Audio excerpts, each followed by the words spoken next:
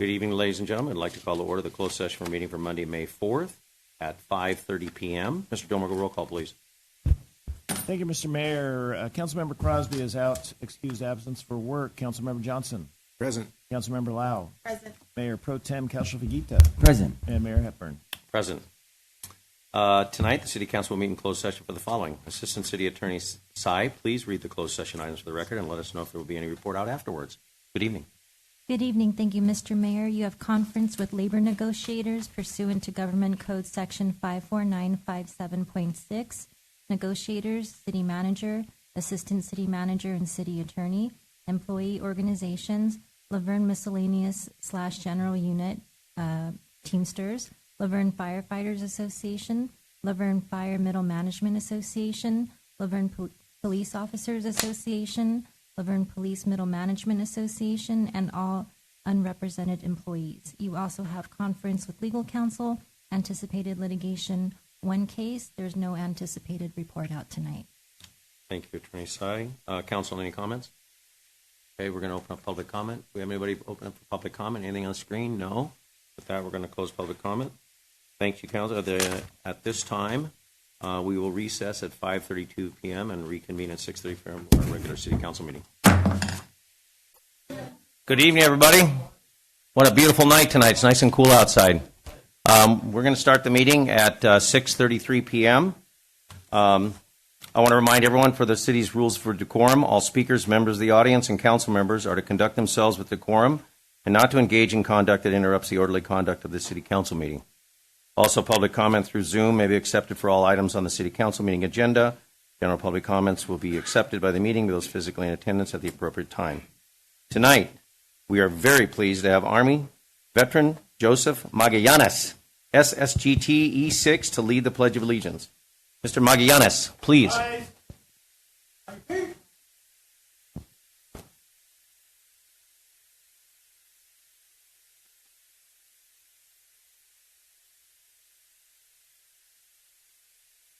And salute. I pledge allegiance to the flag of the United States of America and to the republic for which it stands, one nation, under God, indivisible, with liberty and justice for all. Whoop.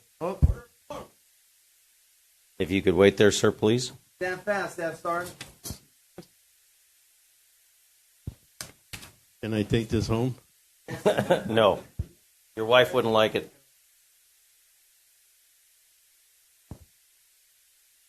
All right.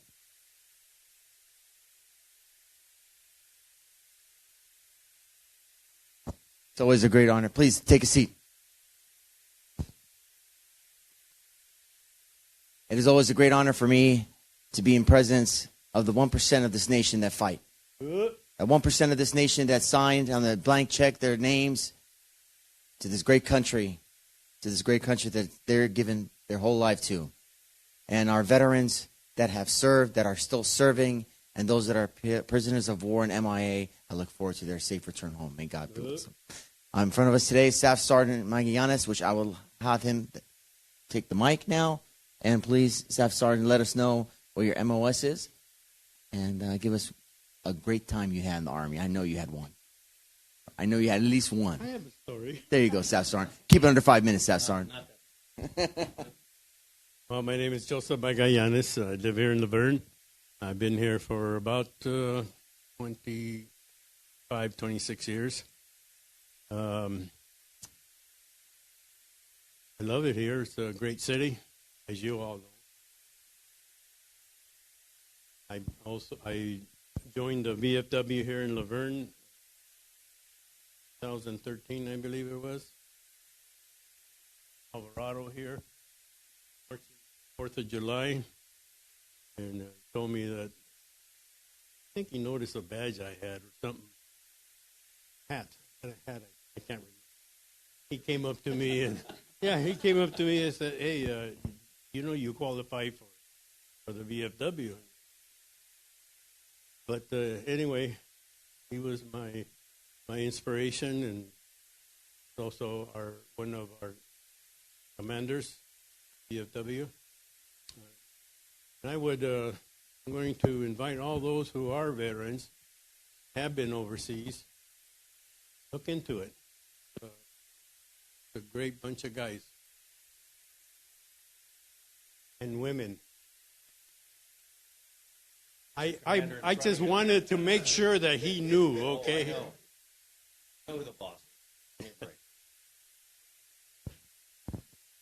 Thank you, Staff Sergeant. City of Laverne Certificate of Recognition presented to Joseph Magallanes. The certificate is presented on behalf of the Laverne City Council to Army veteran Staff Sergeant Joseph Magallanes with sincere gratitude and appreciation for your dedicated service to our country. God bless you, sir, and your family.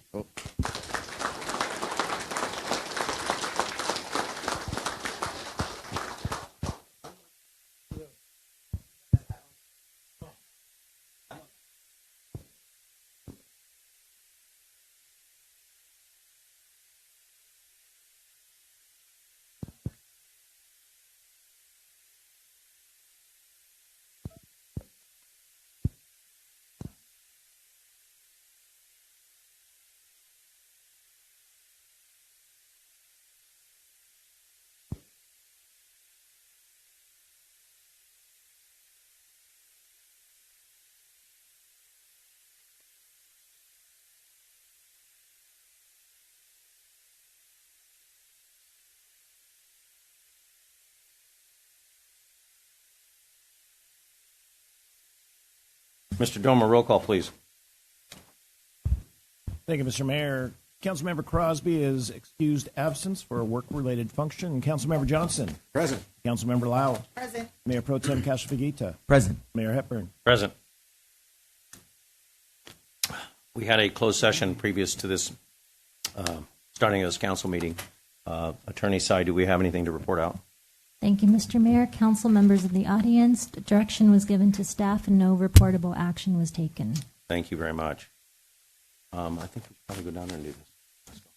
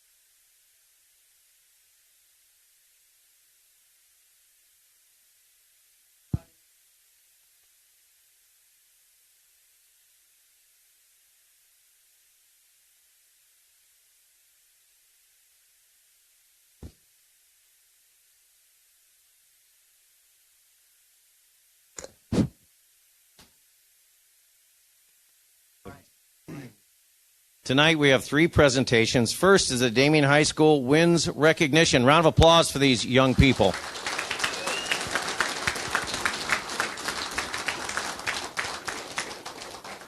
Damien Wins are the 2026 WGI World Championship Wins Scholastic A champions and back-to-back WGASC Wins Scholastic A champions. Another round of applause.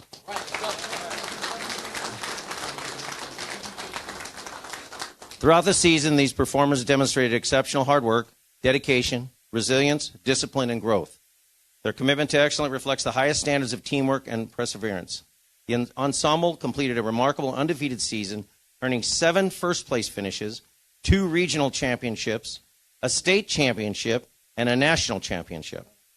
Again, a round of applause for these young people.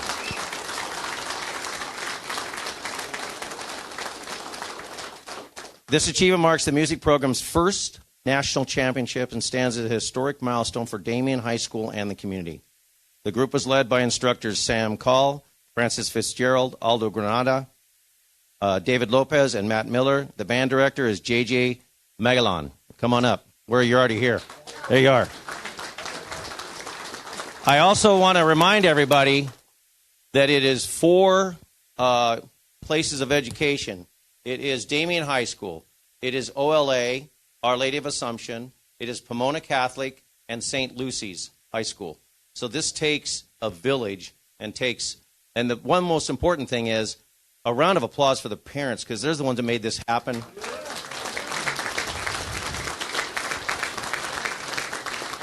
And a special shout out to Andrew McKinley also, who was a big cheerleader in this. And a round of applause for him, and also all the other parents and all the other coaches. JJ, you have the mic. I just want to thank the City Council for recognizing our WINS program today, and for all the parents for all their work throughout the season. It wouldn't be possible without such an amazing community. So thank you so much for everything.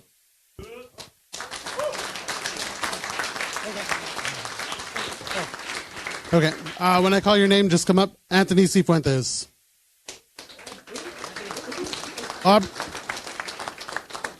Aubrey DeGata.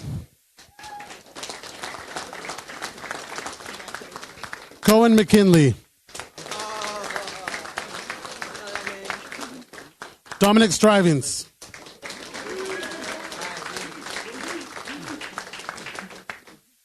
Gabriel Margie.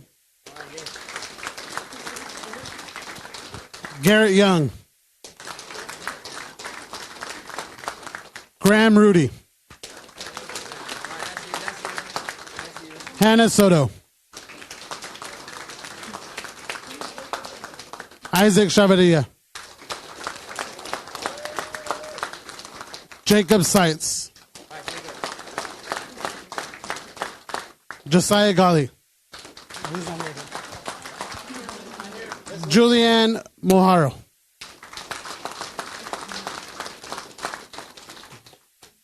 Kyle Gu. Marcus Gonzalez.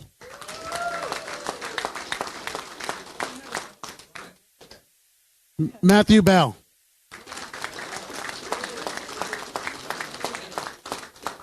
Matthew DeGata. Ralph Gardia. Sofia Cabrera. Zisu Landeros.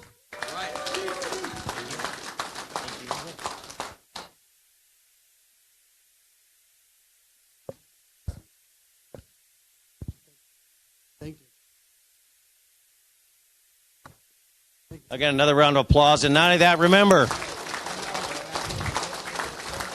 for all those people that donated to get them to where they're, you were in Macy's Day Parade, weren't you? Yeah, so that was another thing they had to fundraise, and it took a village to make that money, but they went to Macy's Day Parade also. But it takes a village. It takes a lot of people. It takes a lot of families, and it takes a lot of support, and we really appreciate all that did that.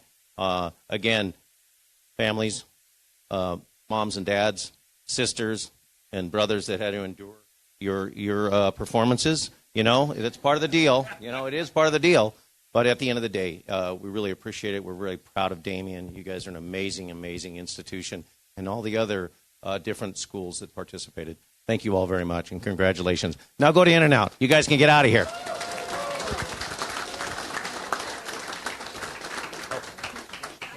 Can we come this way? We want the more taller people in the back, less taller people in the front.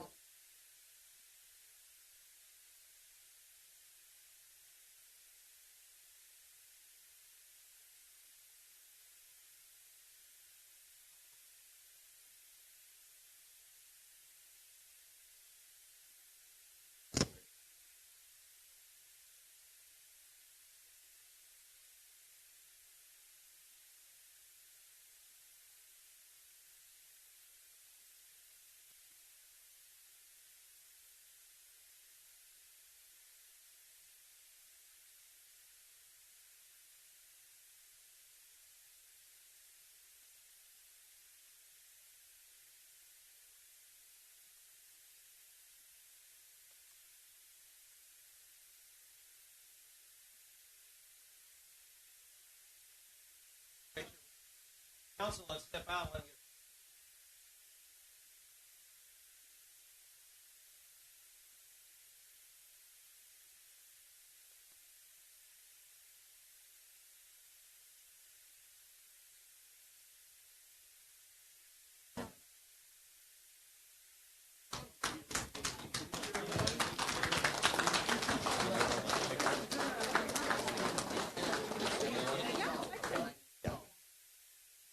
Thank you, guys.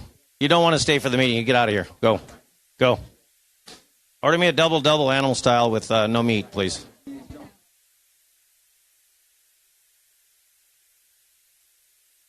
Might as well stay here.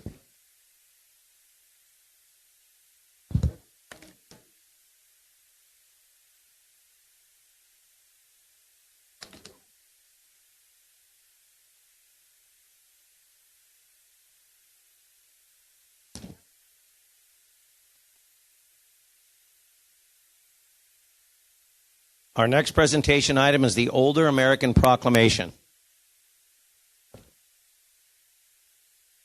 Every year in May, the city recognizes older Americans who contribute their strength and wisdom to developing a better nation. This proclamation is presented to the city's Senior Advisory Committee, who continue to provide essential input on the needs of the older Americans in Laverne. Will the members of the Senior Advisory Committee please come forward?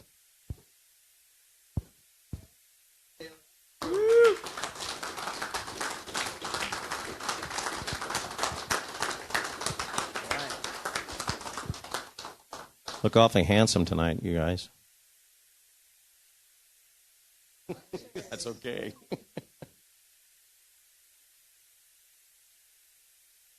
You know what? Go. Laverne, City of Laverne Proclamation. Whereas the observance of Older Americans Month, established in 1963, provides an opportunity to celebrate the achievements of older adults and to reaffirm our commitment to supporting their independence, dignity, and well-being. And whereas the city of Laverne is enriched by a growing population of older Americans, including myself, thank you very much, yes, I am, whose knowledge, dedication, and life experience strengthen our community and help shape a better future. And whereas the Senior Advisory Committee acknowledges the importance of developing a community that offers the resources, services, and support necessary for older adults to live well, maintain independence, and champion their health for as long as possible. And whereas the City of Laverne, together with the Senior Advisory Committee, remains dedicated to enhancing the quality of life for older residents by creating programs that promote independence, support wellness, tailor activities to meet diverse needs and preferences, and expand access to services that encourage healthy aging in place. And whereas in recognition of the 2026 theme, Champion Your Health, we affirm the importance of empowering older Americans to take charge of their well-being and make choices about how they age and live. Now, therefore, be it resolved that on this 4th day of May, 2026, the City of Laverne does hereby proclaim May 2026 as Older Americans Month. In the City of Laverne, and encourage all residents to recognize and celebrate the contributions of older adults and to support efforts that promote healthy and engaged aging. Dated this 4th day, May 2026.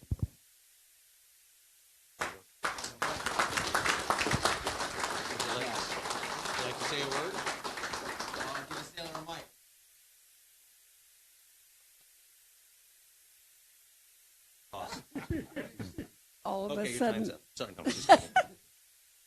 Yes. I just was appointed the boss.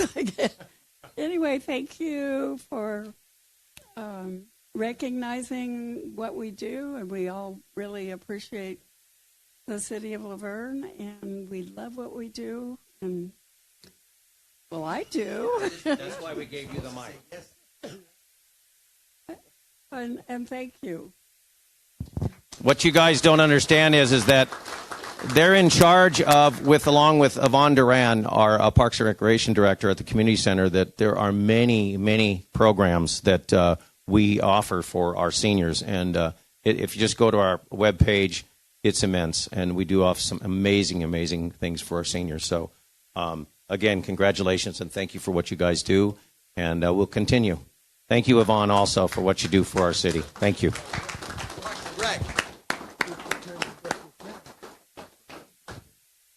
Oh, here. Here, you come over here. There, right here. Back here.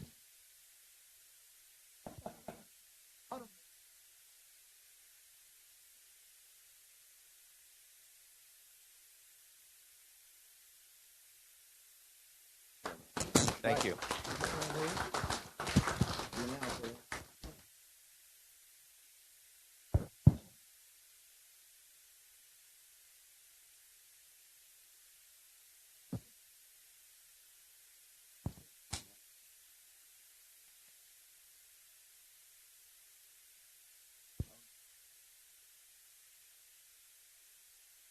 We're exchanging coins here, guys. Do you have any gold coins? That's what I want to know. Our final presentation tonight is the Military Appreciation Month proclamation. May is recognized nationally to honor and recognize the contributions of current and former members of the U.S. Armed Forces. This month-long observance aims to raise awareness and encourage appreciation for those served or who have served in the military. Will VFW Commander McKinney please come forward?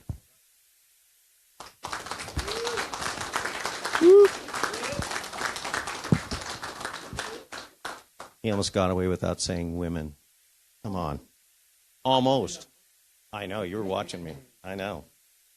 Well, good evening. So it's an honor to have you here. It's an honor to have all of you here also. Thank you. Well, I already said it for her. You're secondary. Don't worry about it. City of Laverne proclamation. Whereas on this day, we pause to honor the brave men and women of the United States Armed Forces who made the ultimate sacrifice in service to our nation. And whereas their courage, dedication, and unwavering commitment to freedom have safeguarded the liberties we cherish. And whereas members of the Veterans of the Foreign Wars Post 12034 Band of Brothers remain dedicated to serving the local community through volunteer efforts and participation in ceremonial events. And whereas VFW Post 12034 Commander Maria McKinney exemplifies excellent leadership by continuing to advocate for veterans and their families, organizing fundraising events, and inspiring others to pour into the veteran community. And whereas Commander McKinney represents the pride of Laverne and embodies the spirit of National Military Appreciation Month. Now be it proclaimed by the City of Laverne that the month of May be recognized as Military Appreciation Month. And we express deep gratitude to the first female commander of VFW Post 12034, Maria McKinney, an Air Force veteran and proud ULV alumni, remaining deeply engaged in the Laverne community. Congratulations. Date of this day, 4th of May.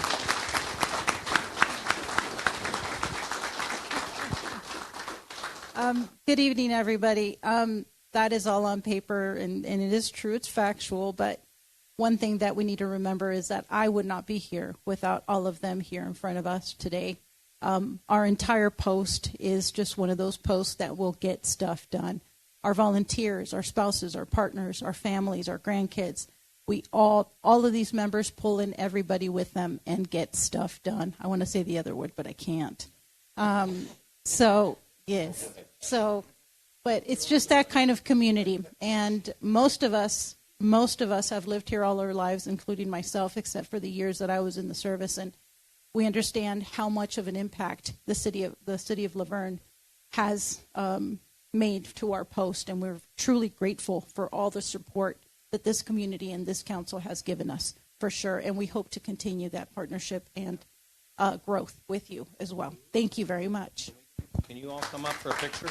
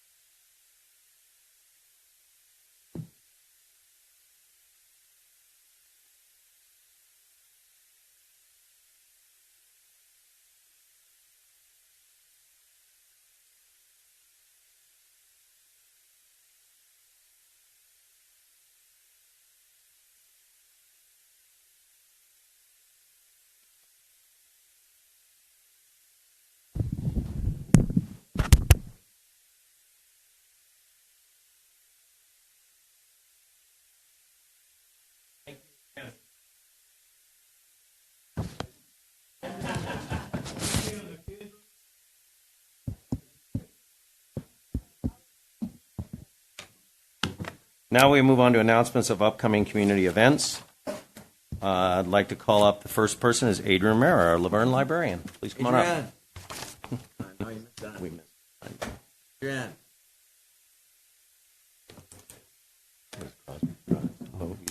Good evening, Mayor, council members, and staff. I would like to introduce a few events that will be taking place at Laverne Library this month. On Thursday, May 14th at 11, we'll be holding an interactive music performance for toddlers. Musician, singer, and songwriter Miss Kim will perform original songs and ask the kids to help her by dancing with scarves and shakers. After the program, caregivers can speak with an accredited Triple P librarian about tips on reading to toddlers. Attendance for this program is limited and registration is required. This can be done in person at the library or online at lacountylibrary.org. And on Saturday, May 16th at 2 o'clock, we'll hold a program, The Art of Gammon, which is an art style practiced by Japanese Americans who were in internment camps during World War II. During this program, participants will be given an opportunity to create a watercolor postcard that is inspired by the artist Chiura Obata, who was interned at a camp himself. And in celebration of Asian American Pacific Heritage Month, we have a program for school-age children ages 6 to 12 on Friday, May 29th at 3:30. During this program, children will learn the history and symbolism of hand fans in Chinese culture, and then they will create and design their own functional fan to take home. Okay. All right, thank you. Thanks, Adrian. Appreciate that. Anybody else for announcements? Sherry, please come up.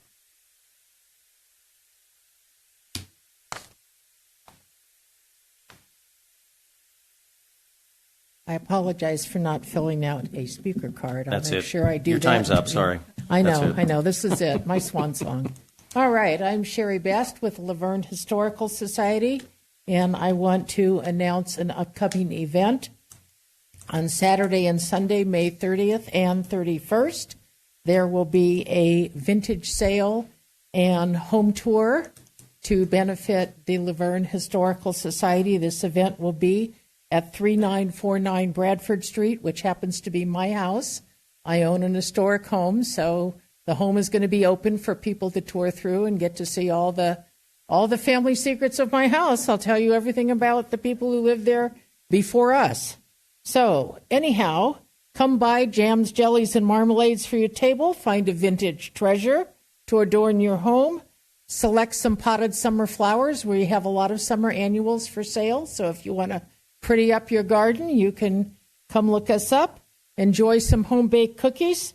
Tour the 1908 historic John Larimer House and enjoy some beautiful weather. I hope it's going to be a very nice weekend. So thank you for that, and we will, that takes care of the month of May. Then we skip all the way to June, and we have a to-be-announced speaker for June 8th. Unfortunately, our speaker who is going to speak about JPL forgot to check with his wife, who made arrangements, and they're going to be in Poland. So That's probably not a good deal. he'll be out of the country, which is good for him.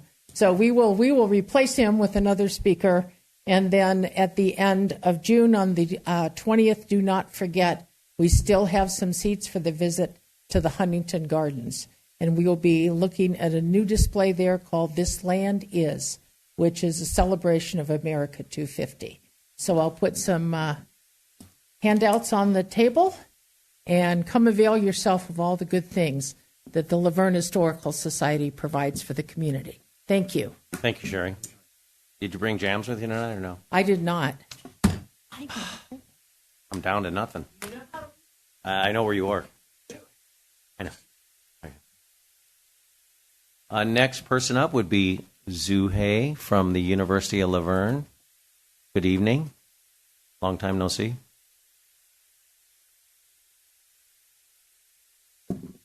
Good evening, everyone. My name is Dr. Suhey Espinoza. I am the Chief Government Relations Officer at the University of Laverne. I'm here to provide a few updates. First and foremost, the university had its annual scholarship gala. It was a tremendous success, in large part to the support of the entire community, and I'm here to publicly thank so many people, the city. Thank you very much, City of Laverne, Mickey's Jewelry, Cafe Wang, Tacos La Via, Laverne Chamber, Roberta Village Inn, Mi Cocina, Chipotle, just to name a few. 100% of the proceeds go to student scholarships, and we are tremendously grateful for your support. So if you have not attended, we invite you for the following year to attend. Also, if you have not been made aware, in March, President Risa Dixon was unanimously voted as our permanent president. She is truly the right person for the job. Her focus is stability, with a keen eye towards the future. As many of you know, higher education, the landscape is evolving right before our eyes. You know, the integration of AI, the enrollment cliff, just to name a few of the issues that we're facing. However, President Dixon is doubling down on community partnerships. So we are absolutely and inextricably interconnected with the city of Laverne, and we want to continue to be good partners. So that is our focus moving forward. Also, yesterday, we welcomed Congressman Gil Cisneros to the University of Laverne to host the annual art competition. It was a tremendous success. 45 plus high school students submitted their artwork, and they saw it displayed at the Harris Art Gallery. You know, it was fantastic to see so much enthusiasm in the room. The winner received the $1,000 scholarship along with their artwork that will be displayed in the Congressional Building and a trip to DC. So a student from Azusa High School won, but we did have honorable mentions from Bonita Unified, and second and third place were from Bonita Unified as well. And lastly, May is a very busy month for universities in general. The University of Laverne will host its commencement ceremonies on Saturday, May 30th.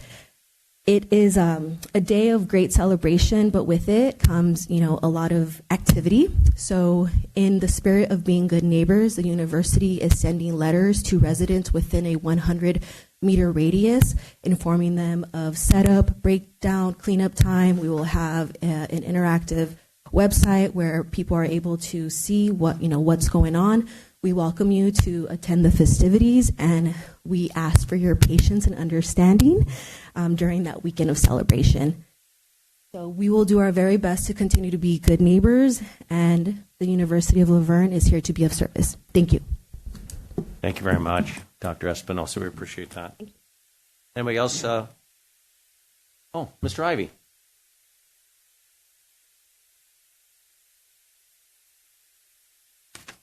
Good evening, Mayor, Council, staff, and residents. I'm representing Cassie today, and I have a couple of announcements for you. First up, I want to thank Wendy Lau for attending the SEAM concert and benefit this past week. Thank you, City Manager Ken Domer, who helped put that together. We want to thank the city for supporting that great program, honoring one of our great entrepreneurs, Reggie Webb, who was quite a visionary for the city, as well as this area of the Inland Empire. So thank you for that. Cassie, tonight members are over at the University of Laverne at their Asian American Pacific Islander celebration, Heritage Month celebration tonight. And I know it's going to be a terrific event. Cassie's meeting tomorrow. Our normal meeting is every first Tuesday of the month. And so we invite all of you over there to the Citrus Room at Hillcrest. And we'll be dealing with program committee, legislative committee, education committee, and outreach and membership committees that we're putting together to spread the word through the city that this is a quality city and we care for all. Thursday, May 14th, Cassie will be at Oak Mesa for their open house at the school. We bring a world map, and we ask all the students and parents to pin on the map where they're originally from or their ancestors are from. It's been exceptionally, wonderfully received, and we just have a wonderful time with that. On Thursday, May 21st, Cassie will then be at the Laverne Heights Elementary School for their open house, and the parents and the students being able to pin on the map where their locations are. Then on Tuesday, May 26th, the University of Laverne Race and Ethnicity course, in collaboration with Cassie, presents a Route 66 Centennial Exhibition, Hillcrest Welcome Room, 3:30 to 5. And we have some flyers for that we'll leave at the counter. And city manager and council, I'm hoping that you'll feature this in some of the activities happening in Laverne. It's a big event. Hopefully they'll cover that and include it in your announcements. And then Saturday, June 6th, Cassie Picnic in the park that I mentioned last time. We want all our Cassie people to come to that event to welcome the community and get to know Cassie. Just a simple hot dogs and buns and mustard and ketchup, no big deal. But just come out and we gather and just have a good old-fashioned city picnic. So that's what we're hoping you all come out to do for us. And we have flyers for that also. I'll leave them there on the counter. And the other last thing I want to mention is that Cassie is here for everyone. We're a city of inclusion and quality and a great place to live. I'm honored to be here. 30 years in my current home, but before that, 10 years in other homes here in Laverne. So I'm in love with this city. Compton keeps trying to pull me back. I love Compton, but city of Laverne is my home. And I just want to appreciate and let everybody know how much we appreciate this city and this city council. So I thank you for that, and I'll leave some flyers for this information. Thank you, Mr. Ivy. Appreciate that. Any other announcements for community events? Mr. Bowen.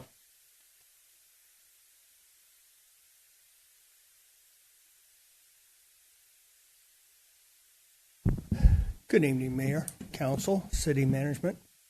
I'm here to announce that LV3C will be holding a community forum meeting at the Lighthouse Baptist Church at 2600 White Avenue, beginning at 6 p.m. on Wednesday, May 27th. This meeting is open to all citizens that would like to discuss numerous issues that are important to our city. Items that have been in the news lately: the current firefighters contract issue, the Bonita Unified request or bond issue on the ballot for $256 million, which will cost approximately $600 million plus to repay over the lifetime, and big one for the city, the estimated $4 million plus and growing from what I hear, budget deficit projected by the current city manager. We'll also take questions, as we always have, on any subject from any attendees, from all attendees. We've invited representatives from the Laverne Firefighter Association and the Bonita Unified. I'm inviting a council member to attend, and a city representative to attend, so that they can answer questions that might be proposed from citizens in the city. We've also asked San Dimas people to come because the bond issue affects them. I've heard back from the firefighters. They have agreed to send somebody. So far, no confirmation from the Bonita Unified as they have scheduling conflicts. I hope they reconsider and send somebody. I also hope the city and council will confirm their attendance tonight's meeting. Otherwise, thank you in advance. Hope to see a lot of people with a lot of questions going on, and hopefully we can get a lot of answers. Rick Bowen, a 43-year resident of Laverne, on my third house. Thank you. Thank you, Rick. Appreciate it. Any other announcements? We're going to close public announcements, and we're going to move to the consent calendar. Thank you again for sharing your announcements. We will move on. All items on the consent calendar are routine and will be enacted by one motion, unless a member of the city council or a member of the audience requests separate discussion or just wants to make a statement on one of the items. City Manager Gilmer, are there any items pulled by the public from the consent calendar? There were no emails to pull any items. With that, do I have a motion to approval of the consent calendar? Motion to approve consent calendar. Have a second. Vote, please. The consent calendar, motion by Cashel Fakita, seconded by Councilmember Lau, was approved 4-0 with Crosby being absent. Very good. Thank you. Tonight there are two public hearings. The first one is annual AB 2561 staffing vacancies report. AB 2561 requires a public agency to present the status of vacancies and recruitment and retention efforts at a public hearing at least once per year prior to budget adoption. allowing recognized employee organizations to present at the hearing. I'd like to open the public hearing and ask the city manager to please call forward the staff member who will be reporting on this item. Thank you, Mr. Mayor. Assistant City Manager J.R. Reynolds is going to be making this presentation. Thank you, JR. Thank you. Good evening, Mayor. Good evening, Council. California's Assembly Bill 2561, which took effect on January 1st, 2025, aims to address ongoing staffing shortages within public agencies by mandating greater transparency in workforce data. The law requires agencies to present staffing information at public hearings before finalizing their budgets, including vacancy rates, recruitment information, employee retention metrics, and a review of policies that may hinder hiring or retention. This increased transparency is intended to help agencies better understand and address staffing challenges while also fostering accountability and collaboration by involving employee organizations in the discussions.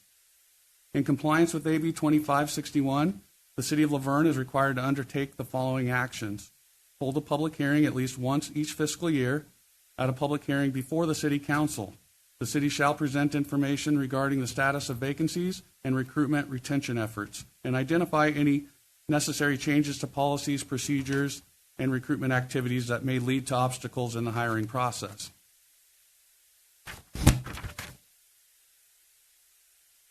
The requirement also has employee organization participation.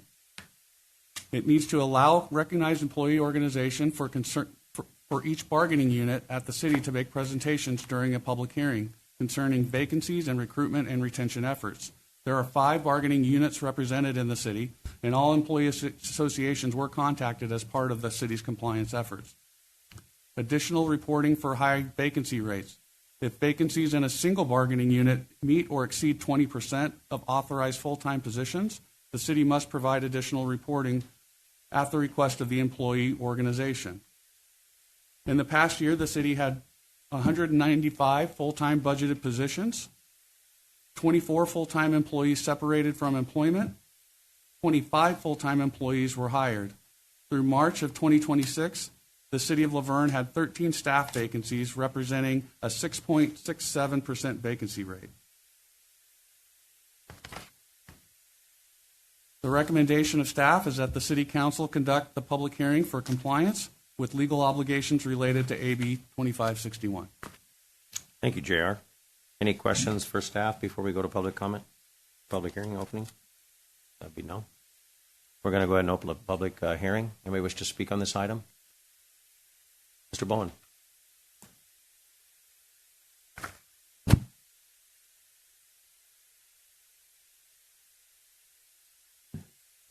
Good evening again. I presume I'm looking at page 217 of the your 216. Yeah. On the annual AB the 251. position data. And I just want to ask one thing. This represents 9 months, correctly? You say when year to date? It's a full year of information. We've run the report every March. Okay, so this is going back, not the fiscal year, but 1 year back. So you have basically about a 12 or 13% turnover rate. It's just under 7% total. Okay, I guess my math's no good. You have 195 people, and you've turned over 25 people. That seems over. Right, I was quoting the vacancy roughly. rate. Sorry about that. I was quoting the vacancy rate, not the turnover rate. Sorry. Okay, I'm asking about the turnover rate. So you've got 12 or 13% turnover rate. That is huge. Why? You've had 24 people that are separated. Now, I don't know if that's fired or quit. That would make somewhat of a big deal. But a 12 or 13% turnover rate is huge. So I would wonder, my question is why? That a big rate, a company would be really in trouble if they had that kind of rate. That means you have 13% of your staff that's brand new. And I don't know how that qualifies for or compares to previous years. But if you continue to have that kind of turnover rate, it has something to say about the management, in my opinion. Thank you. Thank you, Mr. Bowen. Anyone else wish to speak on this item? With that, we're going to close public comment. Gary, would you like to speak on that, or Mr. Domer? Yeah, I'm not sure I can answer for every person that's represented in the report and their reasons for leaving. It covers every type of separation, so there's, anytime somebody would leave for any reason would be part of these numbers. I think in the report we did include, for comparison's sakes, because last year in 2025 was the first time that we did this report, and to meet the obligation under the new law, and we did provide those numbers for comparison purposes for what the numbers were last year. Hey, Mr. Mayor, I agree that having the information on retirements, separation, or going to other cities, other resignations, important. So I don't know if that is it's clearly not required under AB 2561, but we can add it in just for information next year. Yeah, because there's quite a few here as far as, I know that police officers do move on to other agencies for whatever reason, more money, different or moving. You also have a lot of our entry level on our ambulance operators that do move on to other agencies that do that and also become firefighters in other agencies also. We are an amazing training ground for our ambulance operators and also for our fire department, so we have a very good program there. You do have on middle management like a 5.26%, but I mean, it's just across the board, so it's not one particular employee group. And like I say, we did have a number of retirees. We also had people move on to other agencies for whatever reason. But and you bring up a good point, Mayor, if I may, that these numbers reflect promotions too. So if somebody leaves, to your point, an ambulance operator position, but stays with us, the position becomes vacant and needs to be included in this type of report because that's what the law is telling us to do. But it's not necessarily a turnover because they stayed with us. Right. And the same thing with the Verne City Employees Association. There was a vacancy rate that people moved on to other agencies, or people did just leave, or they did retire. So there's a lot of reasons. So with that, council, any other questions for staff? Actually, we already did Mr. Bowen. Would somebody else like to ask the question? No. But I'm giving the information that's right here.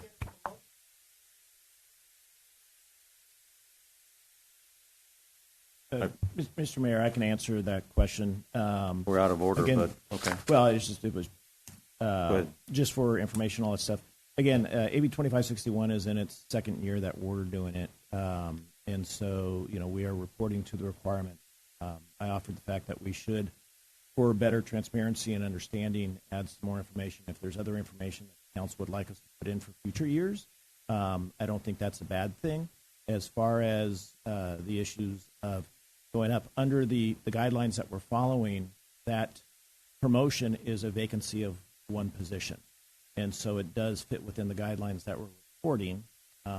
It's not your typical belief of what you'd find in a turnover, which is a separation leave the city. So, but we can add that in the future if that's something the council wants to see, because it is a good thing to see that, be it the AO level or at some other positions, that we are promoting people from within. So, because that is a goal. I think that would be a good idea, just to give us an idea where we're at, because this is across the board on all of our different levels in our different parts of our city as far as employees. So just to give us more of an idea where we're pinpointing and to validate that vacancy rate of 12 to 13%. So, Councilmember Lau. I just think for clarification's sake, I understand that this is reporting that is required of us, and so it's not necessarily the information that we might seek in order to maintain perpetuity within our own ranks or to ensure sustainability. So I think as long as we're collecting this data and information, some further detail, identifying if someone is staying but moving into a different position would be good, or if there are separations, noting obviously without disclosing private HR information about, if it was a firing or other separation, I think categorizing that would be beneficial for us so that we can evaluate our own practices for what we need to do to maintain continuity within the organization.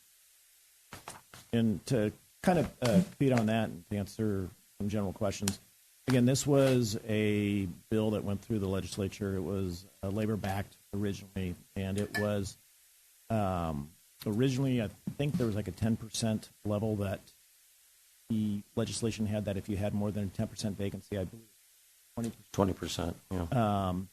that then you have to talk to that labor organization, put together a plan of action and how you fill those positions. So there was a more incentive behind it from the labor perspective than a data. But again, if we could get good data out of it, because we have to do it anyway, I say we add some of these items to it. Out of curiosity, is there a way to report back to, whether or not the data is being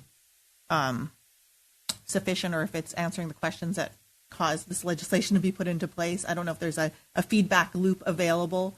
I'm sure there was some rationale for why we want to collect this information or why this information is wanted from us, but I think if there's an opportunity to provide feedback, that might be helpful. We'll have to look into the legislation a little bit more and even maybe check with the author's office. Councilmember Johnson, any questions?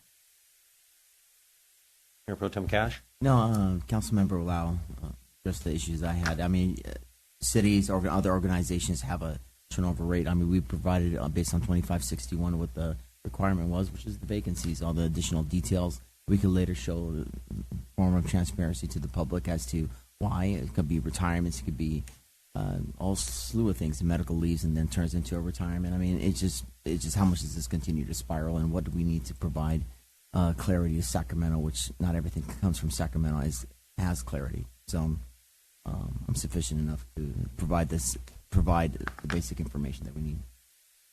I also think that also the matrix from other cities, also, they have to comply the same and see what their vacancy rates are, just to see what the standard of vacancy is throughout the San Gabriel Valley for cities of our size, or cities, period. So, with that, I will ask for a motion.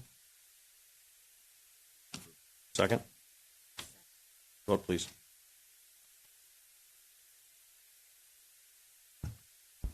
Item 7, public hearing on AB 2561 staffing vacancies report. Motion by Cashel Vegeta, seconded by Councilmember Lau, and approved 4-0, with Crosby being absent. Thank you very much. Moving on, our next public hearing is the bail schedule update to establish a parking penalty for violations of California Vehicle Code 22500 crosswalk daylighting requirements. This item reflects amendments to the California Vehicle Code Section 22500 establishing daylighting restrictions that prohibit parking within 20 feet of a crosswalk to improve pedestrian visibility and safety. I'd like to open the public hearing and ask the city manager to please call forward the staff member who will be reporting. Thank you, Mr. Mayor. I'd like to call forward Captain Travis Tibbetts from the Laverne Police Department to make this presentation. Good evening, Captain Tibbetts. Good evening, Mayor. Good evening, council members and staff. Tonight, we're seeking to update the city's bail schedule to establish the parking penalty for violations of the California Vehicle Code 22500, which specifically relates to crosswalk daylighting requirements.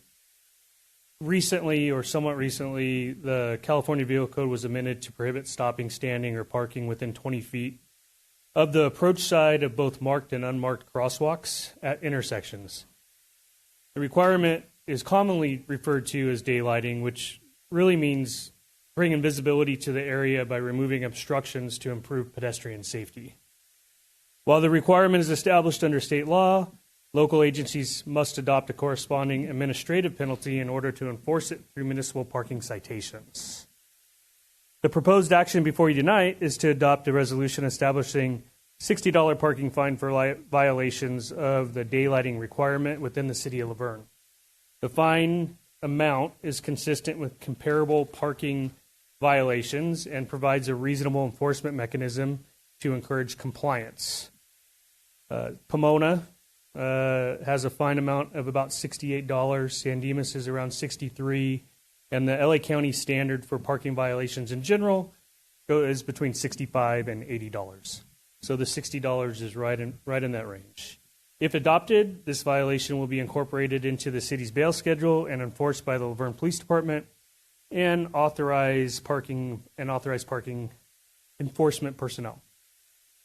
In closing, staff recommends that the City Council adopt the resolution establishing a $60 parking penalty for violations of California Vehicle Code Section 22500, which is the daylighting requirement, and authorize its inclusion in the city's bail schedule.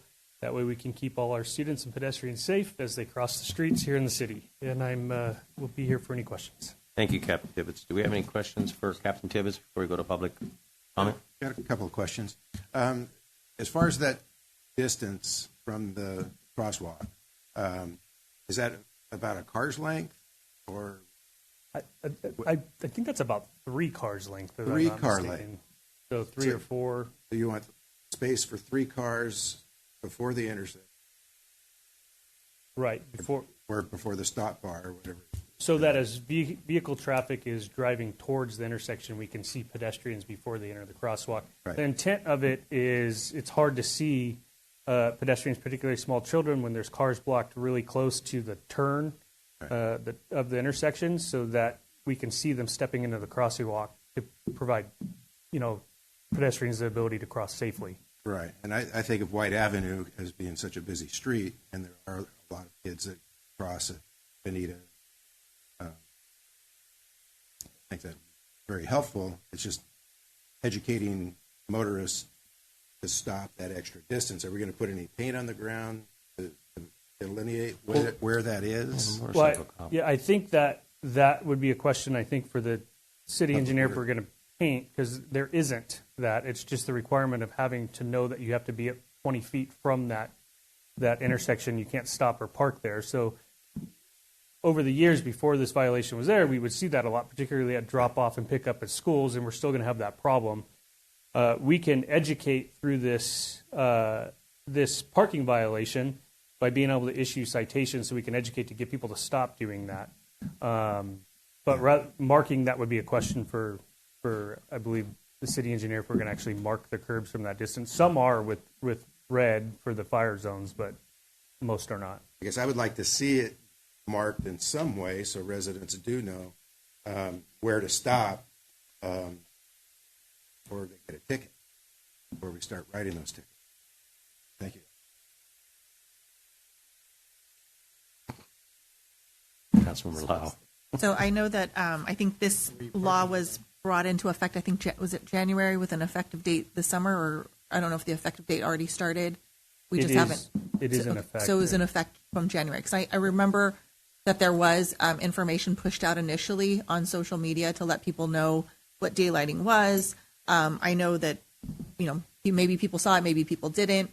But I think now that if this were to pass and be added to the bail schedule, maybe a re-pushing out of some of that information, adding that there will now be a fine attached, just to, make sure that people have as much awareness as possible would be appreciated. We can absolutely do that. Thank you. I think also, let's go to public comment. Thank you, Captain Tibbet. We'll open up public comment. Maybe wish to speak? Ms. Beauchamp.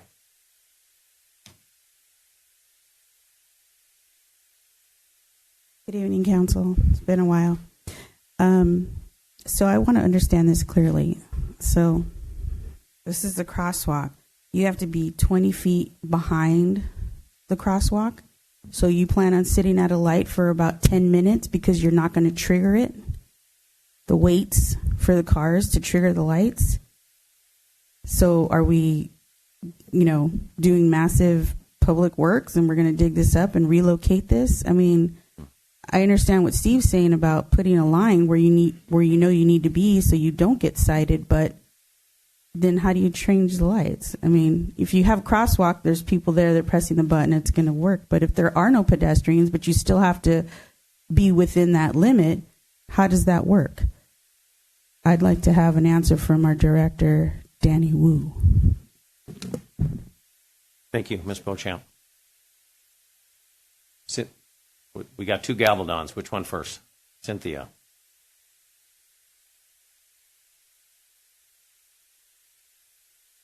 Cynthia Gabaldon, also here. This is actually focused on parking, not on the traveled way. My questions are, is this only for the safe way to schools routes? Is it only in the marked locations? Because I can think of plenty of unmarked locations of crosswalks around town where this is going to be a really big issue. And then what about the homes that don't have any other parking, and all of these ADUs and the extra housing that we're allowing in town, because they don't have parking either? So what's going to happen with all this parking? Because off the top of my head, I can think of probably 6 intersections where the homeowner right there, that first 15 feet is all they have is parking. That's it. And that means they can't park in front of their own house anymore. So if it's only on the safe route to schools, it makes more sense. But if it's every intersection in town, even the unmarked, that's going to open up a can of worms. Thank you.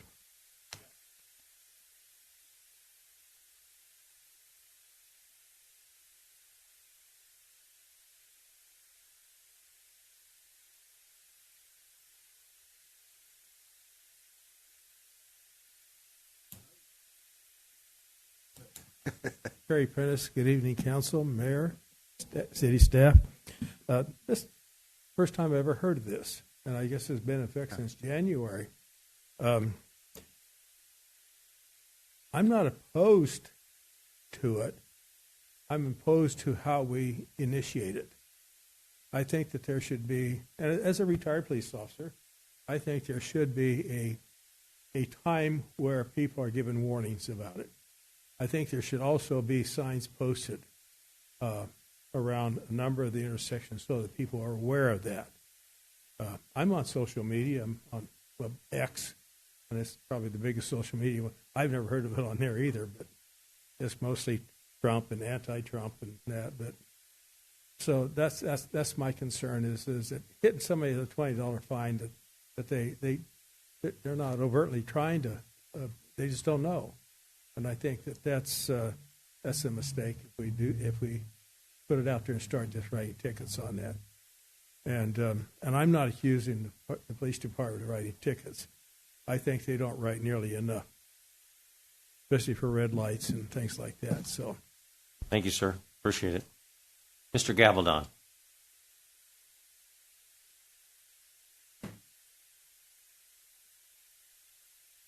Good evening, Joe Gabaldon. So I think the point that I want to make sure I get across is this for all intersections or is it for residential as well? Because I live in an area of the city that there are several residential intersections that the residents use for their parking because their driveways are not big enough for their cars and perhaps a friend or two. And I feel like there is going to be an education process required for the community to understand the difference between where it's appropriate to enforce it, because I absolutely believe that the kids need to be protected first, especially with a lot of the e-bikes and stuff like that going, those issues. But the residents shouldn't just be, all of a sudden just ticketed because they didn't know that there's a rule in place. It's just not highly publicized. I didn't know about it either. Thank you, Mr. Gabaldon. Any other wish to speak on this item? Mr. Swain. Sure, counsel. Yeah, to take ambiguity out of the situation, I think it's important that whatever the definition is of what intersections are included or what intersections are not included, the ones that are included either ought to be signed or painted red. Everybody knows the painted red means no parking, but I don't remember that this is a schoolway intersection or not a schoolway. I think you just paint the intersections where this is applicable. Thank you. Thank you, Mr. Swain. Any other comments? We're going to close public comment, bring it up to the dais. We've got a lot of questions here. Mr. Mayor, if I could, just a couple things. It is, 20 feet on the approach side, so it wouldn't be on both sides. It's the approach side of a marked or unmarked crosswalk. So that does pretty much hit a lot of places because you can, I don't know what the police onto that, but you can cross at any intersection, whether it has the white hatch crosswalk mark. So it is pretty much at every intersection on the approach side. So on the other side, you could park within 2 feet, 5 feet or something like that, but it's the approach. Again, a car coming in, it's trying to pedestrian interactions. It is state law, so we have to go with it. But again, if the council, hearing public comment, wants to tell the police department, hey, let's educate first for the next 3 months, 4 months, 6 months, Warnings. Warnings. That's the best way to educate people. I do remember, as Councilmember Lowe said, there was a lot of education in December and articles in the newspaper about it coming up. But if you're not looking for it, you're not going to see it. And so this is going to be a learned behavior, and it can be a serious behavior because $60 is a lot, but it also does impact parking. As far as painting curbs, a lot of work, a lot of curbs. Not necessarily curbs that I'm thinking. I'm just thinking like where we have a limit line, some delineation. This is where you're supposed to stop. Well, yeah, because it's for parking. It's not stopping. It's parking and to the side. It's stopping. So, well, stopping to the side. If you're stopping in the middle of the road. If you're coming up to an intersection, you need to stop. You need to stop before that. Let the police captain. Stopping parking. The intent of the legislation is really parking, but they added stopping in there. So if you pull up alongside the curb line and you stop temporarily for like a drop-off zone, that's what's included in there. If you come up on the normal lane of vehicular traffic and you're off the curb line, the spirit of the statute is not meant for that. So it's really meant to keep the obstructions out of the visibility where the pedestrian steps off into the intersection. So that would be, when we talk about stopping or parking, we're really talking about close to the same thing. Not stopping as you approach in the normal lane of travel. If that makes sense. Sort of. I'm trying to picture this. Yeah. So No. because I'm looking at a picture online about daylighting, and it's got a picture of, like, let's say here's the crosswalk, right? And so it's got 3 lanes. So the one closest to the approach is 20 feet back. So I'm assuming at a light, because the middle lane is all the way up to the front because it wouldn't obstruct the view, but this Right. one would. So then does that mean when we're driving and you're coming up on a light, you need to stop actually 20 feet behind? Like if you were to be turning right? Correct. No. Okay, so then that would not be a ticket. That would be we're only looking at parking. Correct. We're focusing on parking, but from my understanding of how I understand the legislative intent of it, is the stopping is more referring to like stopping and dropping off. Someone off, or Yes. okay. So then, if I could just, because I'm looking at this too, it's saying that it was effective January of last year, not this year. So I'm assuming we haven't done anything in terms of like ticketing because there was no bail requirement or in the bail schedule or anything like that. So I do think that because we all are really used to being able to park, being able to stop, it's not painted red, and it's every intersection versus, certain ones in the school zone or whatever else.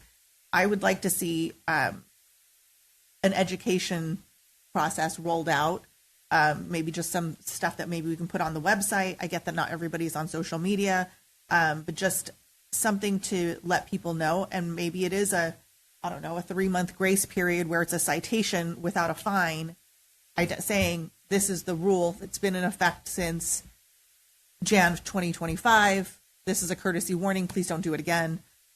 Something to that effect, because I do think that's confusing. I think until confusing. people understand what it means, because even the word daylighting to me doesn't mean anything. Right. I don't have a Right. natural definition for it until someone. It's confusing. Yeah. Well, and I think we're really talking seriously about the school areas where the kids are drop off. But it's for everywhere. It is for everywhere. But Ms. Beauchamp brought up the point about signalization and your sensor pads. It's like, okay, but if you're passing through, okay, you've got these 2 cars that are parking, it's 20 feet. That center lane is going through, activating the sensor pads. So that was a concern of mine. But I do agree that I think we need an extreme grace period for education. And these particular views on City of Pasadena. well, yeah, whatever they are, is to put them on our website to say, here's daylighting. This is where it is. All of our neighborhoods, like in a normal neighborhood, like Mr. Gavilan said, that if you're parked by an intersection, and there's many intersections as going through Bowdoin or any of those streets there, what does that mean? If you're parking out in front of your house, I mean, it's okay? Sure, it's okay. But if you're 20 foot from an intersection, which is a common intersection, we've got to delineate that and figure out what that actually means for our internal neighborhoods, not next to schools, you know. And but I think the general approach is we need to educate, and then warn, and then we figure out down the road, we do a citation to say, okay, you've been given plenty of time, and this is what it means. Obviously, it's a state law with the fine that would be in there, but I mean, for me, it's like it doesn't mean anything to me. Now it's like, okay, now we really have to be careful and we really have to watch what we're doing. But again, we need to educate everybody. And there's so many cul-de-sacs that, I know. when you come out then to a cross street,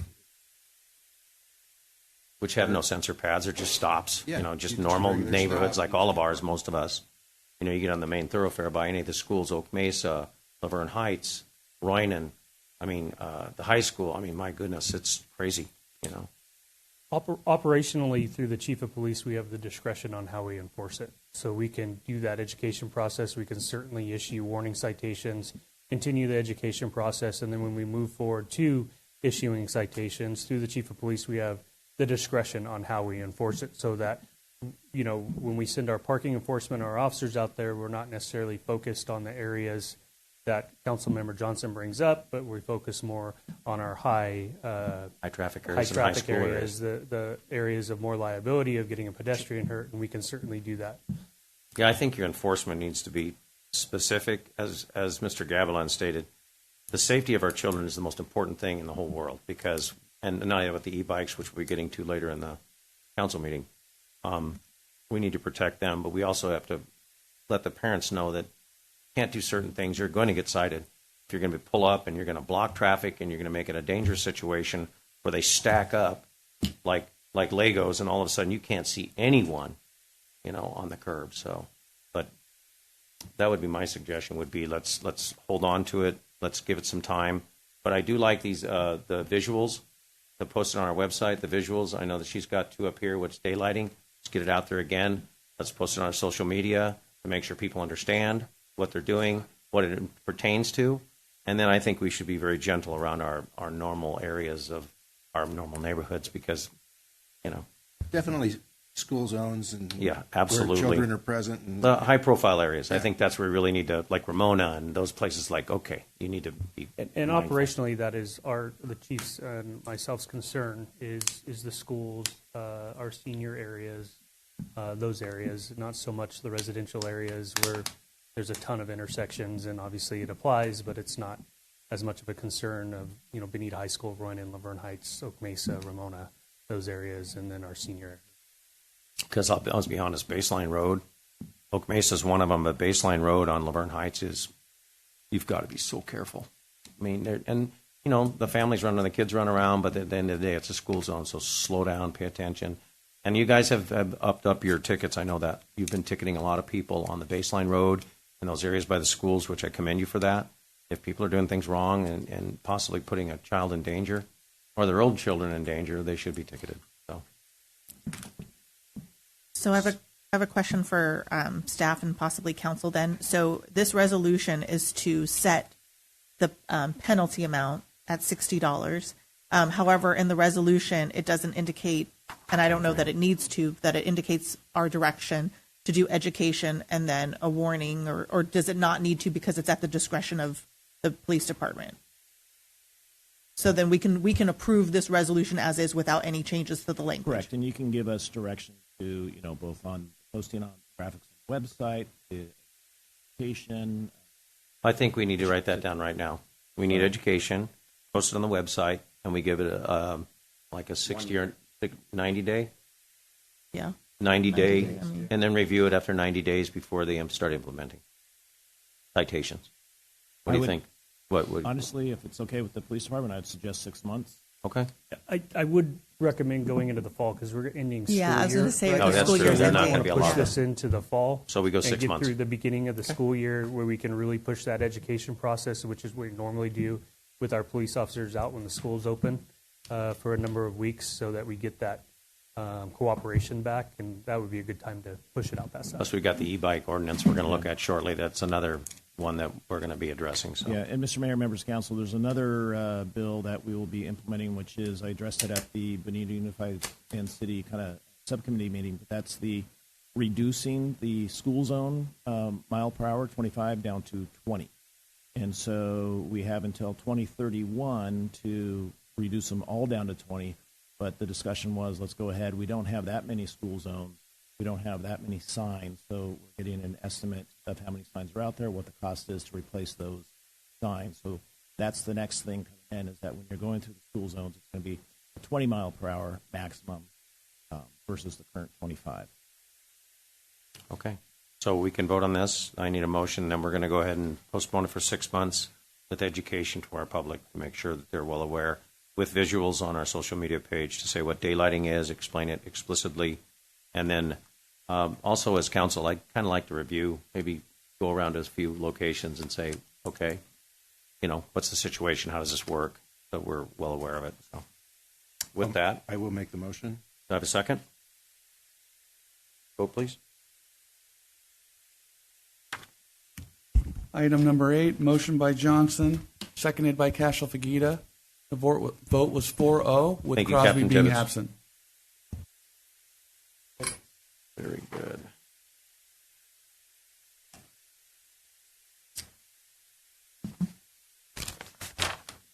Tonight, there are 5 items on the discussion calendar. The first item is the first reading of an ordinance pertaining to regulated mobility devices, e-bikes, scooters, etc.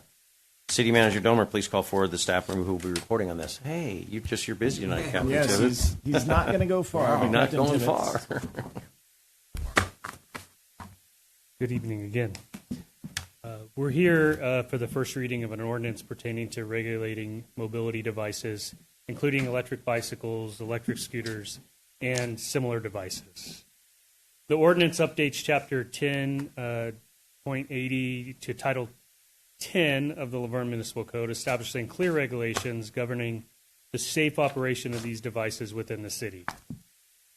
As outlined in the agenda report, the popularity of e-bikes and other mobility devices has increased significantly, creating both transportation opportunities but also public safety concerns. The ordinance is designed to align with California Vehicle Code while addressing local safety issues. It establishes definitions, operational rules, and penalties to promote public safety and welfare. Key provisions of the ordinance include requirements that operators ride safely, restrictions on unsafe behaviors such as performing stunts or using handheld mobile devices while riding, and requirements that riders travel in the same direction as vehicle traffic. The ordinance also addresses where these devices may operate. Electric bicycles are required to use designated bike lanes where available. Class 1 and Class 2 e-bikes may operate on sidewalks when done safely and with proper yielding to pedestrians, while Class 3 e-bikes are prohibited from being on the sidewalk and off-road trail use. Additional safety requirements include helmet use for riders under 18, lighting requirements during periods of darkness, passenger restrictions, and specific operational standards for electric motorcycles, which includes licensing, registration, and insurance, much like every other type of motorcycle that's not electric. The ordinance also includes enforcement provisions, including parental responsibilities for minors, administrative citations, and the option for violators to complete a safety education course in lieu of paying fines. This item has been developed over several months. It was initially presented to the City Council for direction this past December and later reviewed by our Transportation and Infrastructure Commission in January. We took the feedback from the Commission, and that was incorporated into the final draft, which is now before you. And in closing, staff recommends that the City Council introduce the ordinance by title and waive further reading. And then I am also here for questions, should you have any. I've got a quick one. Item number 14 that was deleted, which I would not allow e-bike operators to use the sidewalks. So I would suggest that provision be removed, but it was kept in for e-bikes for type 1 and 2 e-bikes. Why? Because I've seen just the other night, or the other day, school was out. This was over at, can't remember what school it was. It was either Ramona or, no, it was one of the schools. It doesn't matter. Kids are all out. They're on the sidewalk, and all of a sudden these 2 kids on e-bikes come in on the sidewalk. And it's like, That's the killer. I don't understand, and there's a reason for it, I'm sure, because you allow regular bikes on the sidewalk, and it's also a safety issue for cyclists to, if there's not a bike lane, I get it, but these e-bikes are not bicycles. They go in excess of 18 to 20 miles an hour, and I'm just wondering why that was not implemented. Is there why? So the first reason is our current municipal code allows regular bicycles to be on the sidewalk, and the state views Class 1 and Class 2 e-bikes as regular bicycles. They don't go over 20 miles per hour, where Class 3 e-bikes go up to 27 miles per hour. Understand that one. That makes so sense. In most cities, the city has the option to prevent e-bikes to be on the sidewalks. We certainly do. Most of the time, cities that do this, it's for high traffic areas like down by the beach, boardwalks, those type of areas, or downtown districts where there's a heavy pedestrian traffic. So my concern was when we initially left it in is there's certain areas of the city where there's not a designated bike lane, where a younger child might need to be on that sidewalk to be more safer than not, where there's other areas, maybe leaving Ramona, where they come maybe down Foothill, where there's more pedestrian traffic or whatnot, where that's more of a concern. But this would be up to the city, and we left it out initially because of the consistency with the bicycles being allowed, and there's no California state law that requires bicycles not to be on the sidewalk. So council would have to give that direction to put that into the code to keep them off. But bicycles are not e-bikes. I understand what you're saying. They're not. They're not. They are motorized, powerful devices that have no business being on the sidewalks, as far as I'm concerned. Is there a liability issue to the city that we're aware of? If we say Class 1 and 2, all Class e-bikes are not allowed on the sidewalks. Yeah. We do in the proposed municipal code, we do, whether they cooperate or whether not, but we do require that they yield to pedestrians and they have to operate on the sidewalk safely. Now the question is, are we going to get that compliant? That's not going to work. We know that's not going to work. Yeah. Anyway, do we have questions, or should I open up public comment? Go ahead. I have two questions. So I know it says that they need to move in the direction of travel, but do we need to, I'm thinking of on Arrow when they come in to pave and do the asphalting and all of that, assuming that's going to happen, that's actually going to be a 2-lane bikeway on one side of the street. So I don't know if we need to make sure the language takes into account, and that may be the only place that may have a bike lane that goes 2 lanes in the same lane. You know what I'm saying? So I would just say, can we look at that and make sure that that addresses it? Because they wouldn't all be going in the direction of travel of the automobiles. Won't those lanes be marked, though? They'll be marked. Yes. Right, but the way it's worded or the way it's described says riders must travel in the same direction as vehicles are required to be driven. So if you're driving down Arrow, traffic's going this way on the side that has the dual. But you're a double lane. The dual bike. Yeah, you're a dual lane. So the wording has to accommodate for places that have dual bike. I know the city manager and I, we had some discussion about this, and maybe it didn't. Maybe we need to take a look at that sketch section really to make sure they have that exception for Arrow. That's the only place. Yeah, so it's under, in the resolution, it's 10.80.030, subsection A, subsection 3, direction of travel on page 229 in the agenda packet. So it says, shall travel in the same direction as the vehicles are required to be driven upon the roadway, regardless of whether the operator is in the roadway or in a single direction bike lane. So it doesn't accommodate or it doesn't address if it's a dual travel. Yeah, I believe that was the word single was put in there, so to designate that you couldn't be going against a single direction bike lane, that if there was a direction, but understand that that's still not It's not clear. explicit. Yes. And dual bike lanes aren't as frequent in our city. I think that's really going to be the only location. So I would rather have the clarity put in and not have it be a question. Yeah, given this is a first read, we can, if we come up with something real quick, we can I throw trust it in. that you guys will figure something out. And then on page 231 of the agenda packet, you have number 10, subsection 2, subsections 10. So the second one, which is 10 electric motorcycles, that should be 11. Oh, yeah, yeah.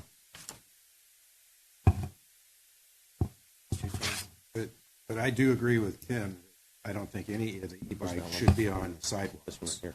This. 11.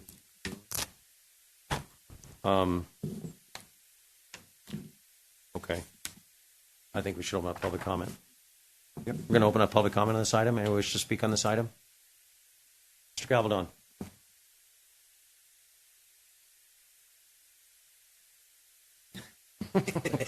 I couldn't agree with you, Tim, and Steve more on that. Those e-bikes, they're different, and I don't think it's necessarily the classification of one or two being a bicycle equivalent. There's no way. It's about rate of speed and acceleration. And those things accelerate very quickly, and especially on a crowded sidewalk where, particularly at the school sites, in the school areas where there's a lot of kids, aggregating or accumulating, anybody on one of those e-bikes or whatever scooters, they can cause a lot of damage to a lot of kids very quickly. It's not like here comes Johnny coming down the street with his bike and he's just getting up to speed pedaling. These things, they move like that. So I do think we need to use the word that you used, which was discretion, because we have the ability to do that. And perhaps a suggestion is that the police department, who will be using their discretion, can stop a kid that they see that's doing something that's unsafe and let them know, hey, the next time this is going to happen or whatever it is. And I think, to the education conversation around the parking space to the intersection, and this starts at the schools. That's where the activity is happening. That's dangerous. Let the schools know to communicate to the student body and to the parents somehow that this is going on, and you'll very quickly word of mouth get the word out there that this is going to happen if you don't do the right things. So just my comment. Thank you, Mr. Gavaldon. Any other comments? I just have one more comment regarding. We're going to go ahead and close public comment. Mr. Johnson. Yeah, it's not just kids, pedestrians, it's the elderly as well that use the sidewalk.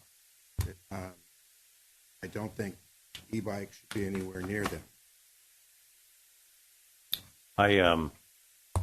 We had our first reading of this, our first draft, and then we went before our transportation committee, and they had a lot of questions, as they are avid cyclists, and it was we had someone speak, and it was the fact that they were walking on the sidewalk, and just nice evening, a little dark, and all of a sudden these two e-bikes came by and just about plowed them over. And like I say, I saw this 2 days ago in the intersection. They're not going to care what way you're walking or traveling. They're going to plow through there. And a lot of these kids are young. They don't have the agility to move out of the way. So I would say that we would strike this completely and say that there are no e-bikes on any sidewalks anywhere. Leave the bicycle as it is, because it's not an issue. Doesn't seem to be an issue. If that becomes an issue, then we'll have to address that. But I would ask that we strike that completely. So do we have a grace period? Ticket. Well, this is our first reading, so I would say that we would give them an educational time. I would say 3 months. I mean, I don't know if we'd go 6 months, although we are coming to the time. But the problem is that we're coming out of the season where school's out. That means all these kids are on the e-bikes now. They're everywhere. They're up in the parks. They're north, south, east, west Laverne. It doesn't matter. They're on trails. They're on roads. They're doing wheelies. And we need to implement this as quickly as possible. But so if it's coming back for a second reading, that would be the one with the changes incorporated. So the minor grammatical things, including striking of e-bikes on sidewalks. So would that second reading be then the next meeting? Correct. It has. I'll defer to the city attorney, but it also determines how rate of changes. What I would suggest, because in looking at this specifically on the bidirectional, because the Arrow Highway bike lane that is separated, it's a class 4. There's class 1, class 2, class 3, class 4. So the prohibition on sidewalks may change some of the other wording that I would want to make sure that we go back, take a good look at it. So what I would suggest is that we move this to the next meeting as a continuation of the first reading. It would be a first reading. Therefore, look at it again, have the public look at it again. If okay and addresses everything, then 2 weeks later or at the next meeting, it could go back as an adoption ordinance. And then upon adoption, assuming that it's achieved, can we make sure that it gets out to the school district and have them disseminate that information to the parents? Oh, absolutely. I believe that's part of the police department plan as Okay. it is, and they've been doing that education effort without this ordinance. Okay. So, Can we pre-do that, just with maybe just saying, hey, we are going to be implementing an ordinance that's going to have some major restrictions on e-bikes that the education is going to follow, so you might want to let your parents know and let the students know that there's going to be ordinance in places, helmet laws, licensing laws, class 1, class 2, class 3, which you're going to need a driver's license, for all intents and purposes. So I just hate waiting too long, but I understand we have a process because it's dangerous. Something's going to happen, just like it did in one of the other cities where a young man was doing a wheelie, hit the older gentleman, and he passed away. So it's like just a matter of time. So we will motion to continue. Do I have a motion to continue with direction? I'll move to continue with direction. Have a second. Vote, please.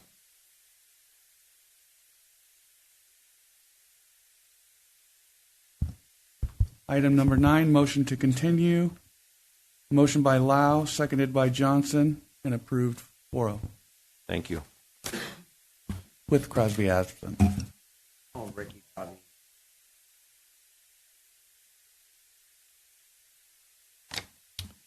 Next on the discussion calendar is direction regarding community organization partnerships and use of public resources for community-oriented projects. City Manager Domer, please provide the staff report on this item. Thank you, Mr. Mayor, members of council. The city has traditionally worked with various community groups to accomplish projects, included aesthetic improvements, facilitated partnerships, mutual benefits to the city, in our physical space, on our sidewalks, other things like that. And they range wide, and they've been going on for a long time. Catalyst for this policy administrative regulation board was the Walk of Honor that was put into the Old Town area. As you remember, back in April of 2025, Craig Walters and Don Kendrick came forward with an idea about putting in some plaques honoring people in history, current, who have done great things, and putting them into the sidewalk partnership with the city. And at that meeting, it was a presentation. There were head nods from the council, but it wasn't formally adopted. But continuing with kind of the past approach to these items, in which there's in-kind staff work, some city costs, but it's been minimized and beneficial by the council to the city. We went forward with it.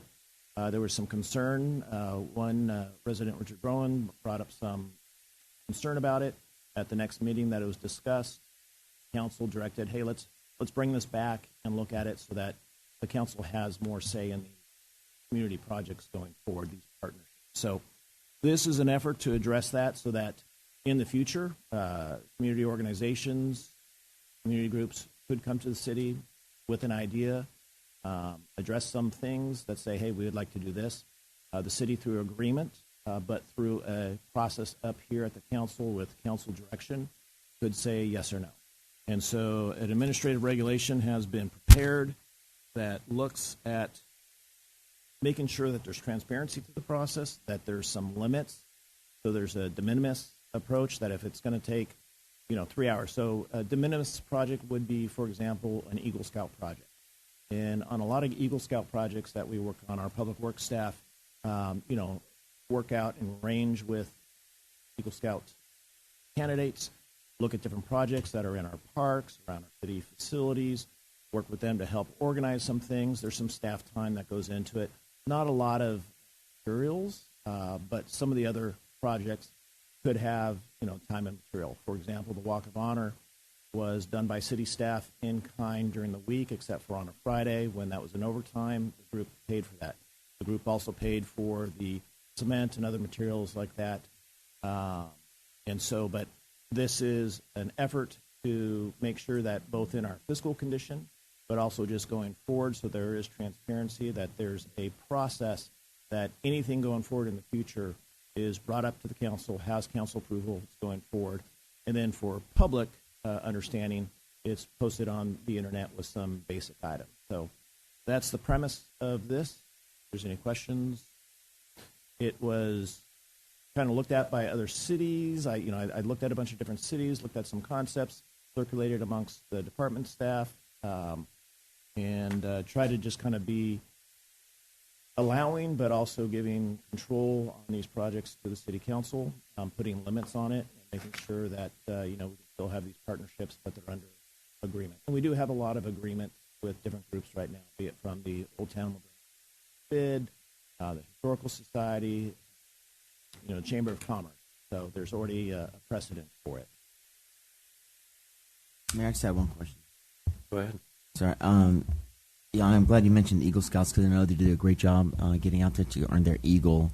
Each and every single time they would have a project, or what about the VFW post when they have some community oriented project regarding veterans? Same thing. If they're a designated community group via this administrative regulation, they would approach us with given time to say, here's what we'd like to do. We'd look at costing it, talk to our staff, find out what the issues are, put it together, bring it to city council. I guess my thought process is each and every single project, regardless of the size it is. No, if it's de minimis, then no. If it's de minimis, if it's more of a process just with a few hours here or there, it's not a big deal. Yes. No. There's a 3 hours and a $1,500. So again, there is a time and a cost, and so and we set that to make sure that most Eagle Scout projects don't have to come to the council. That we can still write it up and we can still report about what we've done, but that it doesn't have to come up to the council and be a 60 or 90-day process. Those are for the larger projects. 3 hours. Yes. And many of those projects are done at the school district grounds. Schools had a number of Eagle Scout projects. That wouldn't necessarily come through us. That'd go Correct. through the school. Yeah, again, if it's not our time resources or a public facility or a public right-of-way, then it would not be applicable. I'm going to go and open up public comment on this item. Anyone wish to speak on this? Ms. Beauchamp.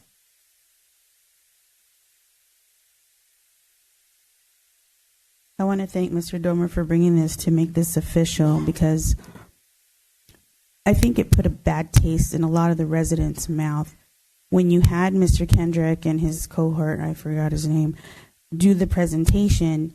It insinuates that they are presenting to the council and that they need council's blessing and approval to move forward with this project.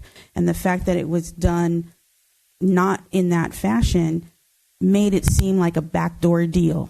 And we all know how horrible that is and how many cities have gotten in financial trouble because of things like that. And so transparency is huge. We talk about it, but I've yet to see it on certain things. But I have a question, Mr. Domer. You say beneficial. Beneficial to whom? To the people who have their names in the concrete? I mean, we're facing $4 million plus budget deficit, and we're over here putting people's names in the concrete. Who is that beneficial to? Because it sure as hell is not me and the people in my neighborhood. So I need some kind of a clarification or explanation or criteria to find out who that is beneficial to, and those tax dollars. I could see, we have like the Tom Scranton Awards. These people are lifelong residents. They pass. You want to honor them, fine. But half those people are still alive. They're still roaming the city. They're still doing good for the city in other people's eyes. So I don't see why that was necessary. Maybe for legacy purposes, but to do that now, I think was a complete waste of the city's money and my tax dollar money, which right now I'm watching every penny because we are getting taxed every which way to Sunday, which the next item over is another one. So this is something that we need to have a lot more scrutiny on, in my opinion. Thank you, Ms. Beauchamp. Anyone else wish to speak on this item? Mr. Bowen.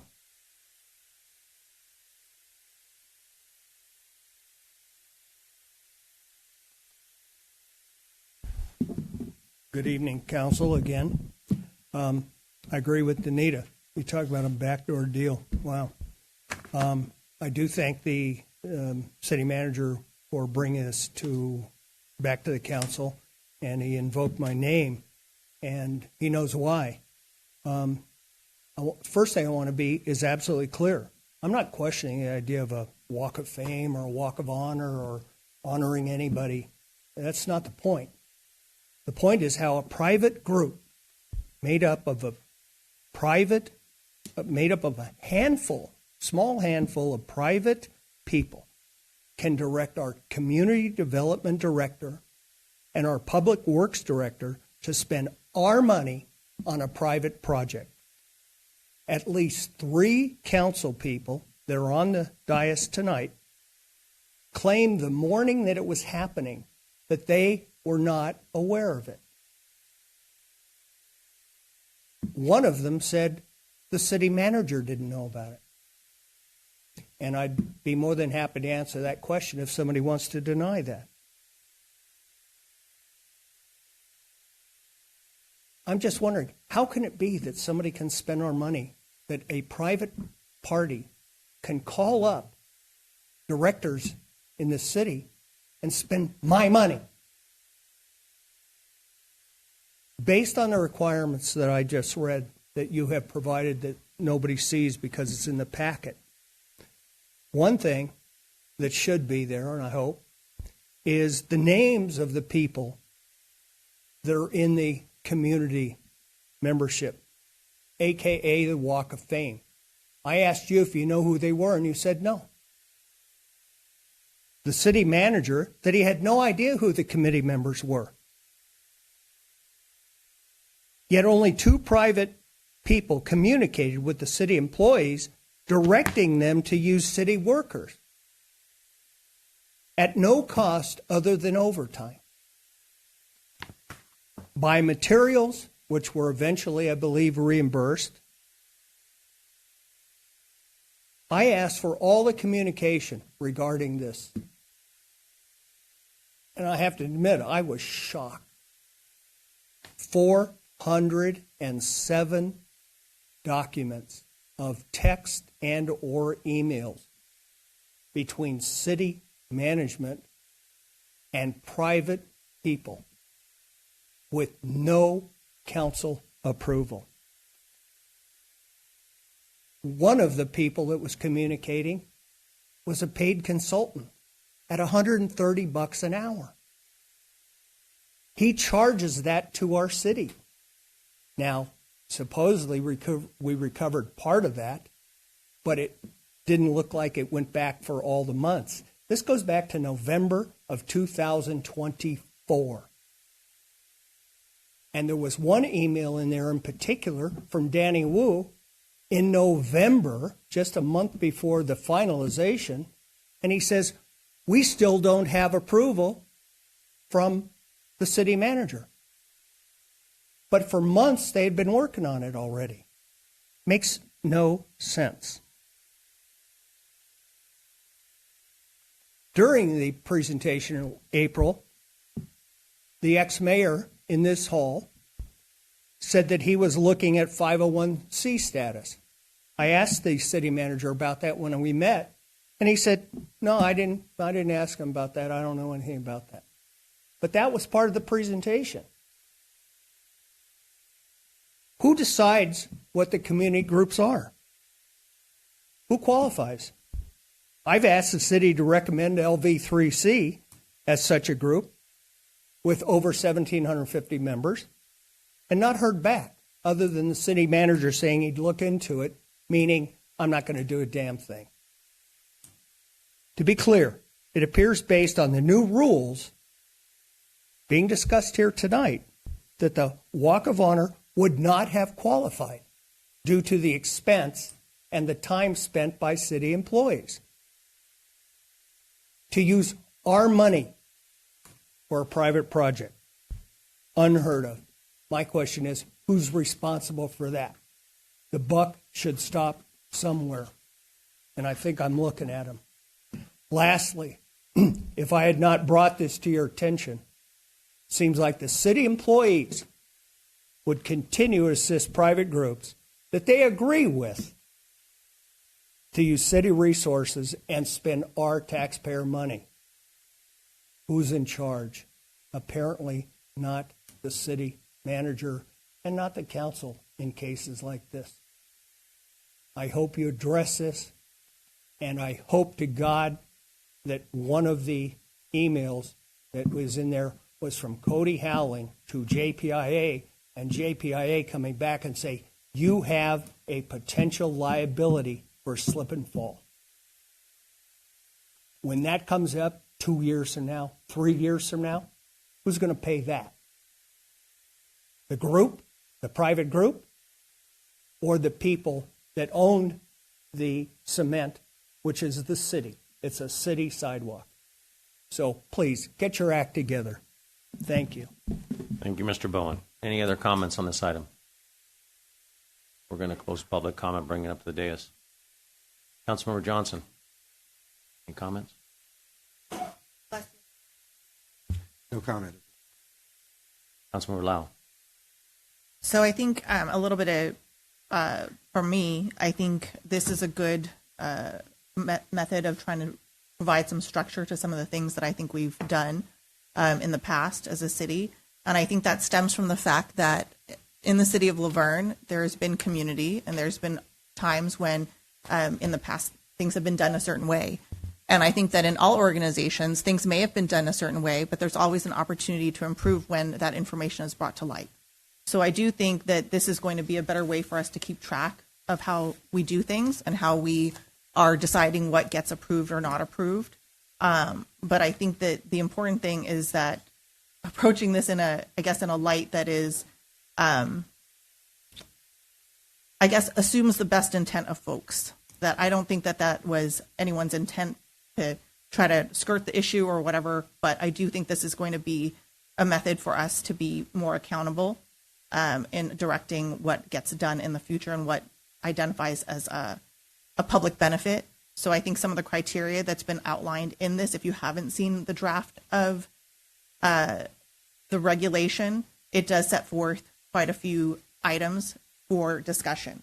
And my understanding of this is that if there is something that is more than de minimis, it would be brought forward, judged on this criteria for the members of the dais, whoever that might be at the time, to discuss and for the public to be able to comment upon if they disagree with it or if they agree with it.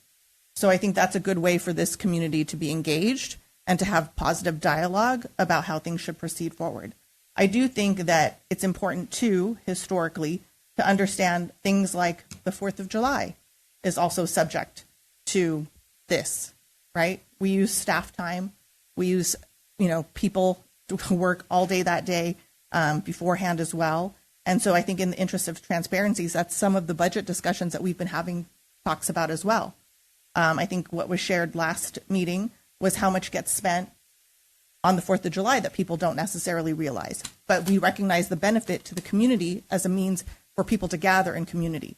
So I think thinking about all the things that we do and maybe how it was done in the past, it may not work in 2026. It may not work in 2034. It may not work in 2040. But I think the important thing is to engage in the dialogue so that we can have conversations about this in a positive way so that we can move forward together. So I'm in support of the regulation, and I thank staff for putting it together and giving it thought and intention. And I appreciate the residents who brought up their concerns. Thank you, Councilmember Lau. Mayor Pro Tem Cash. Thank you, Mayor. I agree with the council member Lau. You bring up great points, and it's a good opportunity for our community as a whole to get in front of this and see what other projects and opportunities that we have in this community, and also not just looking at 4th of July, but also maybe future about our Christmas Day that we have in our great city. So a lot of good things that happen in our city. Love to have people come out and do good for our city, and we can share that information with everybody else. And Mr. Mayor, members of council, if I can, Danita had a good question about, what does public benefit mean? One of the questions or what are the submissions from a community organization, community group would be putting what does this project, what does whatever they want our help with mean, and how does it benefit the public? But ultimately, it's going to be the city council's decision as to if there is public benefit and what that means. And that's the purpose of bringing these projects, if they're going to come forward in the future, to the city council to decide that fact.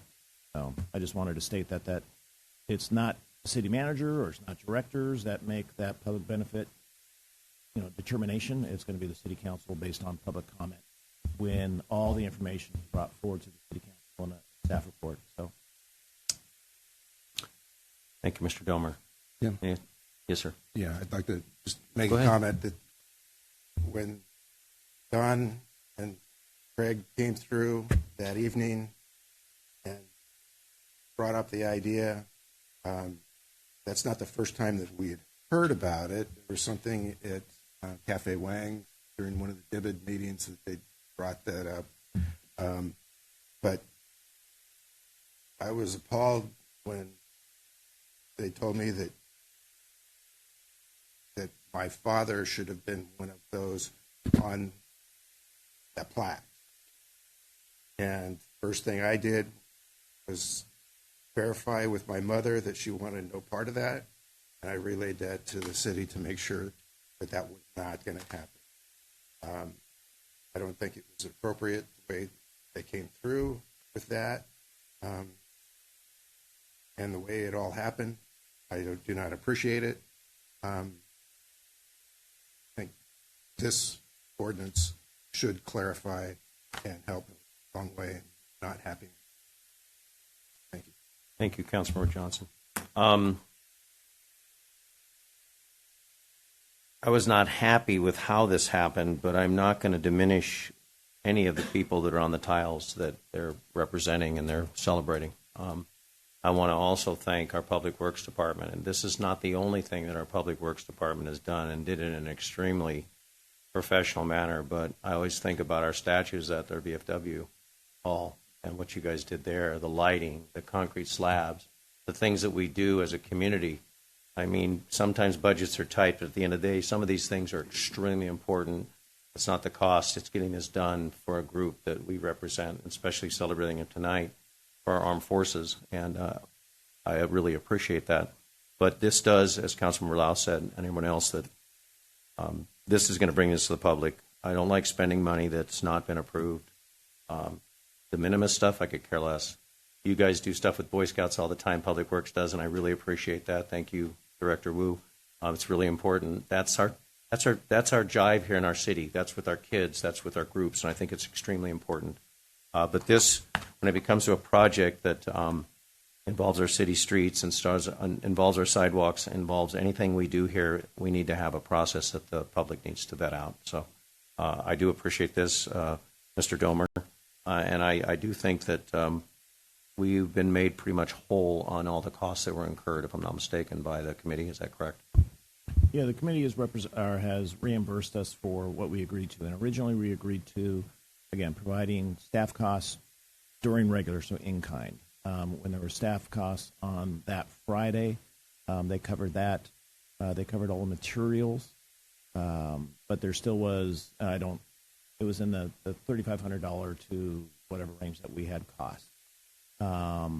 There was, Mr. Bowen brought up the fact about our city engineer, talking with CJPIA. That's because we had concern about the slip resistance of the tiles that were going in. And so that took a little bit of time to work out the appropriate, call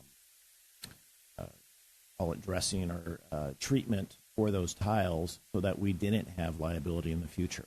And that was one of the things that took Cody's time, and I appreciate his getting into the fact, talking to the manufacturer of the tiles so that we didn't have that issue. So, Thank you. I just appreciate this moving forward. We have a path. We have something in place that we can review everything other than de minimis, which we do all the time for our community, which is wonderful. Again, thanks to Public Works. You guys did a great job. Thank you, Director Wu. Thank you, Mr. Bowen, for bringing this forward. We will, with that, do I have a motion to approve?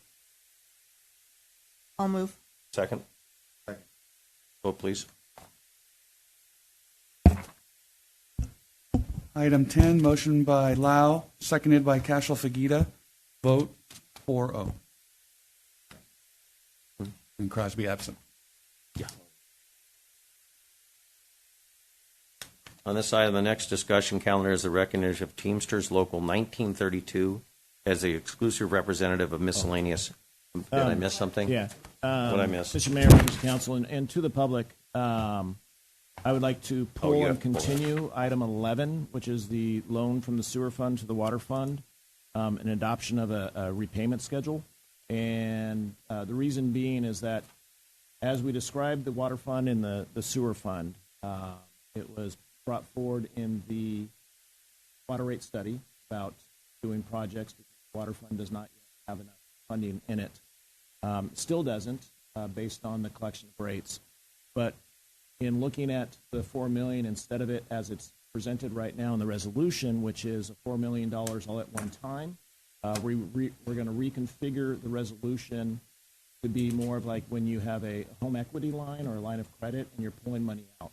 The reason for that is when you pull the $4 million out from the sewer fund, then it starts accruing interest that has to be paid back, which would have to be paid back by the ratepayers. So what we want to do is pull the money as needed, use it, reducing the amount of interest that is building up to the water fund, so we reduce the ratepayers' charges for that. So we're going to be bringing it back with the proper resolution.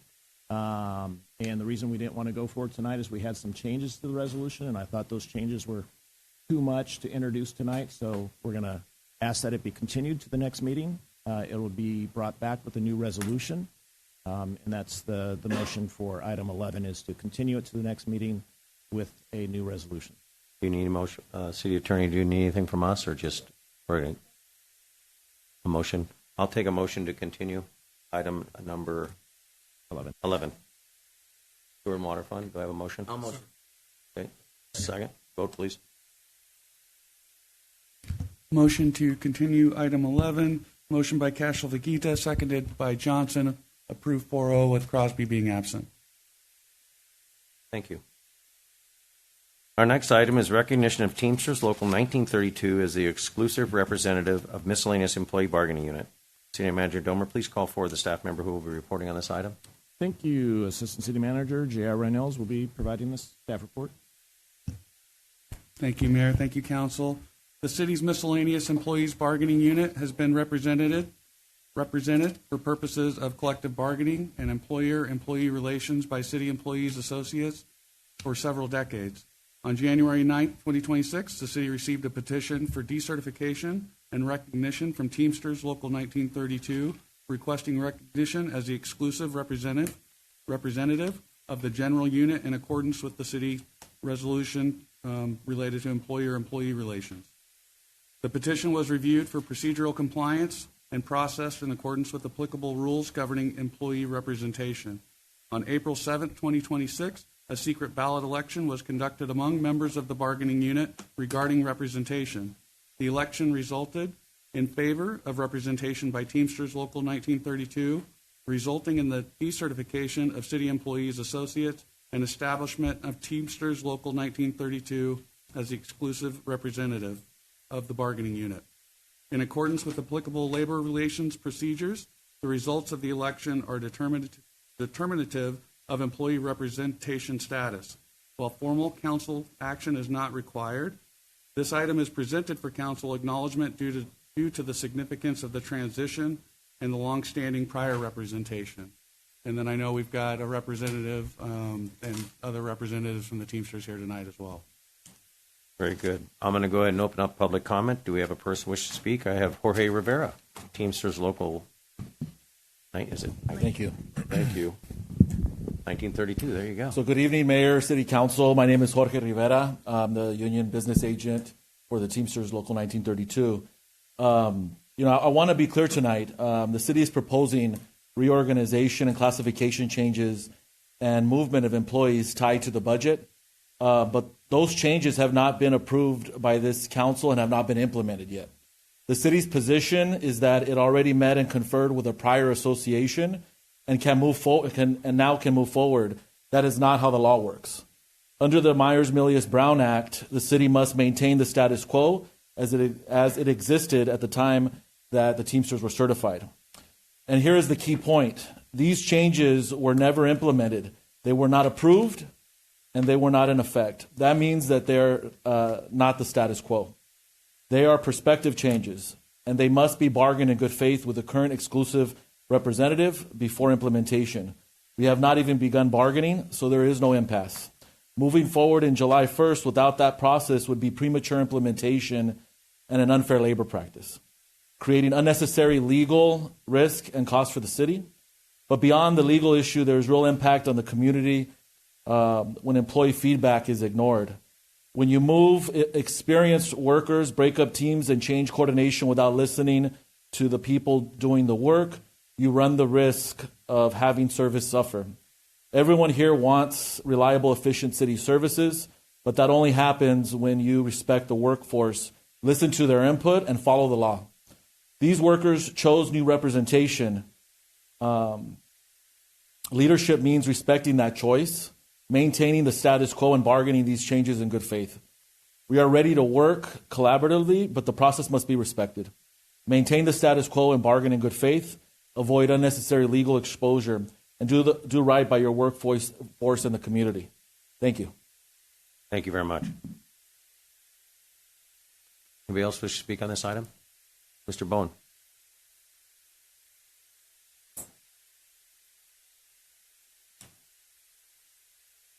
Real quick observation. Why in the world does a city of 32,000 people with 5 or 6 bargaining units need to have the Teamsters? You are now playing with sharks. Not minnows anymore. These guys are sharks, and they're damn good at it. And JR, God love you, if you think you can not negotiate with 5 or 10 employees, what the hell do you think you're going to do with these guys? Good luck.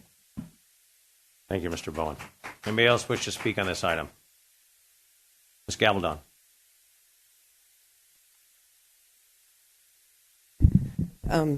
There really should only be one bargaining unit, and it's actually with the residents. We're actually your entire revenue source, except for some interest here or there, maybe a couple of properties you sell once in a while that actually impact some of our neighborhoods. But we are the revenue source. And we never get talked to. We never get bargained with or anything like that. And since the last item was pushed back, I did the calcs on my water bill. My water bill went up over $120 for the past 2 months. So, and if that's going to go through the summer, that is a significant increase in the cost to live here in Laverne. And we want cost-efficient city management. We don't need champagne. We have a super duper beer budget, and that's just kind of the way it is, and people have got to wake up to that. Thank you. Thank you, Ms. Gabaldon. Anybody else wish to speak on this item? We're going to close public comment. Mr. Domer.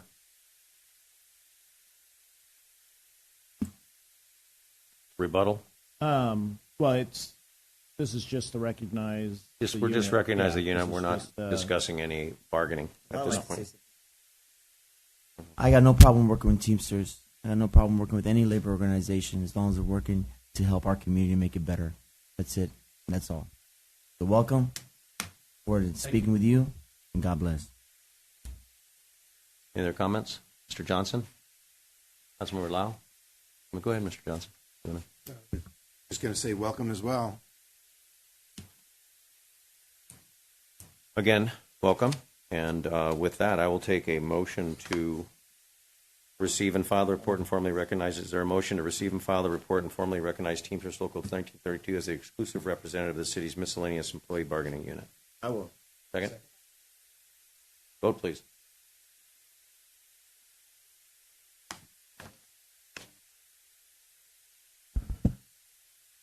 Item 12, motion by Cashel Figuita, seconded by Lau, approved 4-0 with Crosby being absent. Hi, everybody.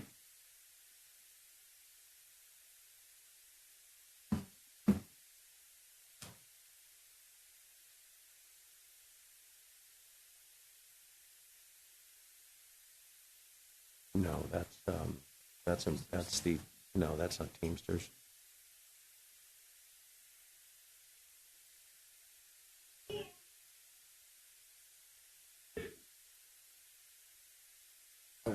On Iro? Could be. With that, the final discussion item of the discussion calendar is the residential solid waste, we love solid waste, billing transition to waste management and communication plan. City Manager Domer, please call forward the staff member who are reporting on this item. Thank you, Mr. Mayor. I do believe that Nicole Houston, our senior management analyst, will be starting this. Hello, presentation, Nicole. And Josh Goldman from Waste Management will be assisting. Good evening.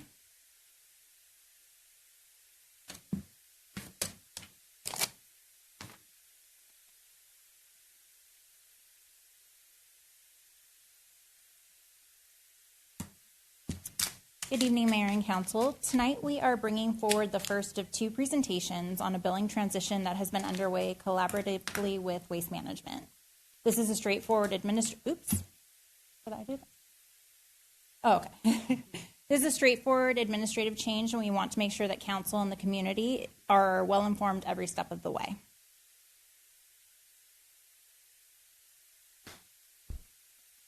Since the franchise agreement was established, the city has essentially been in the middle of every billing interaction between our residents and Waste Management.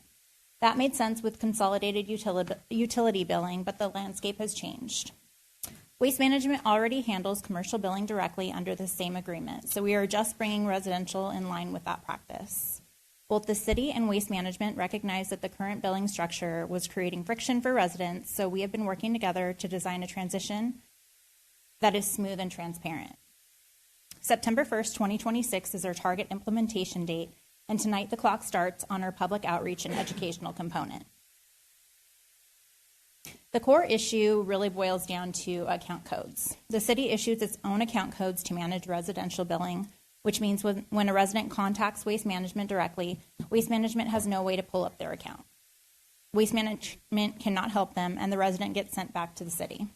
That loop, resident to Waste Management to city, city to Waste Management, slows resolution and adds unnecessary steps for everyone. This transition eliminates that by putting billing and account management under one system. This is the first of two presentations. Tonight is about making sure Council is aware and aligned before we begin our community outreach, which kicks off this month. Council will receive a full picture at the June 15th City Council meeting with a presentation from Waste Management to include an MOU, any billing updates, workshop dates, and a complete program overview. Waste Management is taking the lead on direct resident communications, which makes sense since they will be the new billing contact. The city's role is to make sure our residents aren't caught off guard, and through our own channels, including customer service staff, social media, and community touchpoints, we will be providing mirrored outreach. Because we built this plan together, messaging is consistent on both sides. We have about 120 days between now and the September 1st implementation date, and we're using all of it. Residents will hear from Waste Management directly by mail at least twice, see information in their city utility bill, have access to in-person workshops, and be able to reach Waste Management staff at City Hall both before and after the transition.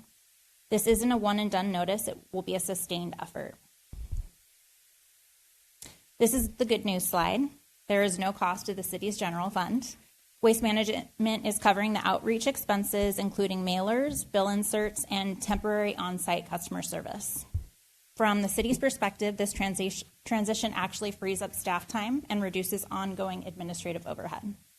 While the pass-through billing account will no longer exist under this structure, the MOU will solidify that Waste Management's payment obligations to the city remain in effect. So the financial relationship between city and Waste Management is not changing, only the billing relationship.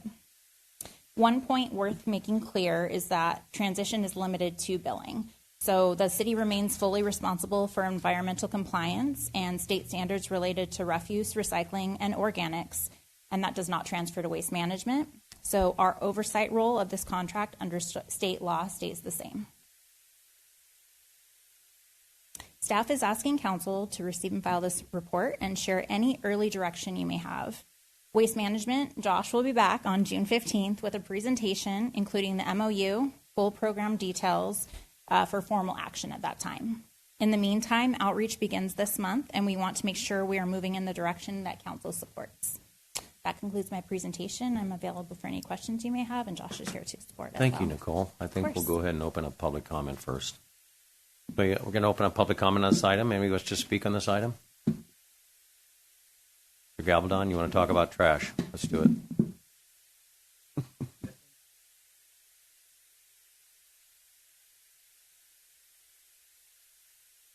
Mobile home parks in particular, and all the elderly residents that aren't going to be familiar with this, and their way of being able to communicate with people is more face-to-face and not, they're going to have to be.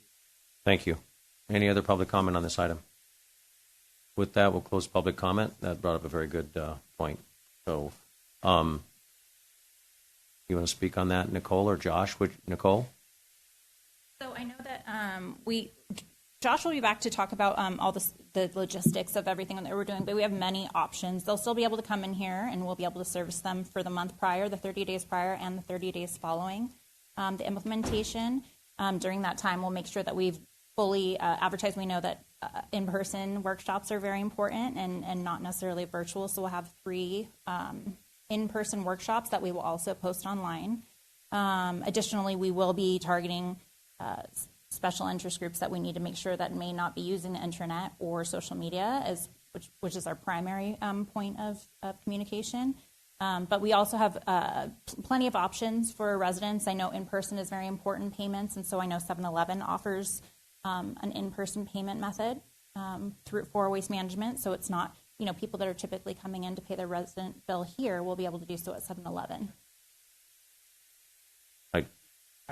I just real quick, and Councilmember Lau probably has the same. We have 7 mobile home communities, and I think we need to. I think this is where a flyer given to each resident of the mobile home communities, just like something like this, to say this is how you're impacted, this is how you can make the bills. As Nicole stated, some people don't have. They can go to their clubhouse. They could use probably a laptop there, but the point is that we need to get this out to them. We're talking quite a few thousands of residents that. This needs to go in their little mailbox, and they need to have it rolled up, stuck in there, or on their doorstep or on their door to make sure that they get this, so this isn't a surprise. So yeah, that's what I was. I was going to come up here to say. Yeah, we're aware of the mobile home parks, especially too, and I think it's a great concern to raise there. Many of them are master billed, too. So although a lot of the direct mail that's going to be included with bill inserts and things like that, those will go to the property managers. One of the additional steps that we're going to take is reaching out to them directly. I know most of the property managers on site, just to make sure that they see them. Additionally, just to make sure that there's more public awareness, we're going to be doing a lot of social media stuff that's specifically geo-targeted to the city of Laverne. So people that are on Facebook, Instagram, other social media platforms, they're going to start seeing this circulating tomorrow to let them know, which will then be followed up by additional direct mail and outreach to the property managers. What about a mailer to everyone in the community? To everyone in the community, we can definitely do. I think it would be beneficial. I know a lot of people throw stuff away, but this is a big change. I think it's big, bold, and green with the Waste Management logo. There'll be a change of your service. It's no longer through the city of Laverne. Yeah, we're doing that. Yeah, I think that's really important. I was initially, when you were bringing up the mobile home parks, I was specifically talking about getting with our property managers to make sure it disseminates through there. But we're going to be including, we're doing a 90-day, a 60-day, and a 30-day direct mail that's going to be going out. There's going to be a postcard that goes out first. The next one's going to be more comprehensive. The third one will have additional information about their new account. So they have an account number. So then that'll segue into when the workshops begin in August and September, so they can see how to use the platform. We're also going to be including a flyer in the city's utility bill in July, so that will also get through. So hopefully something breaks through the white noise. And then can I ask, with respect to the HOA, the HOAs that we have in the community, if there's a way that you can send it maybe to the property manager so that they can disseminate that information, because I think that will help spread by word of mouth. So I appreciate that you're going to send individual mailers out to everyone, but I think maybe even just outlining the timeline so people know what to expect and what type of support, if they're used to getting in-person customer support, what they can expect from that. So if we can lay that out, I know it might sound like overkill, but no, there's no such thing. Okay, in this situation, there's no such thing. Our goal is to try to be as comprehensive as possible. We want to make sure that it reaches everybody. If we have an address for them, they're receiving something in the mail from us.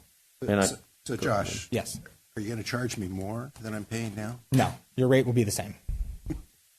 I think another thing that's important is that we've had some disconnect on like cans that are bad, repaired cans that are destroyed, and as we've known, we've had a number of residents that will call in, and it'll be weeks before they get taken care of. So, if this is going to expedite the fact that we're not going through us, not going through you, it's going to go direct to Waste Management to make sure that your customer service is addressing our residents. You have a sole contract. You've had a sole contract for many years, and we have a one-day pickup.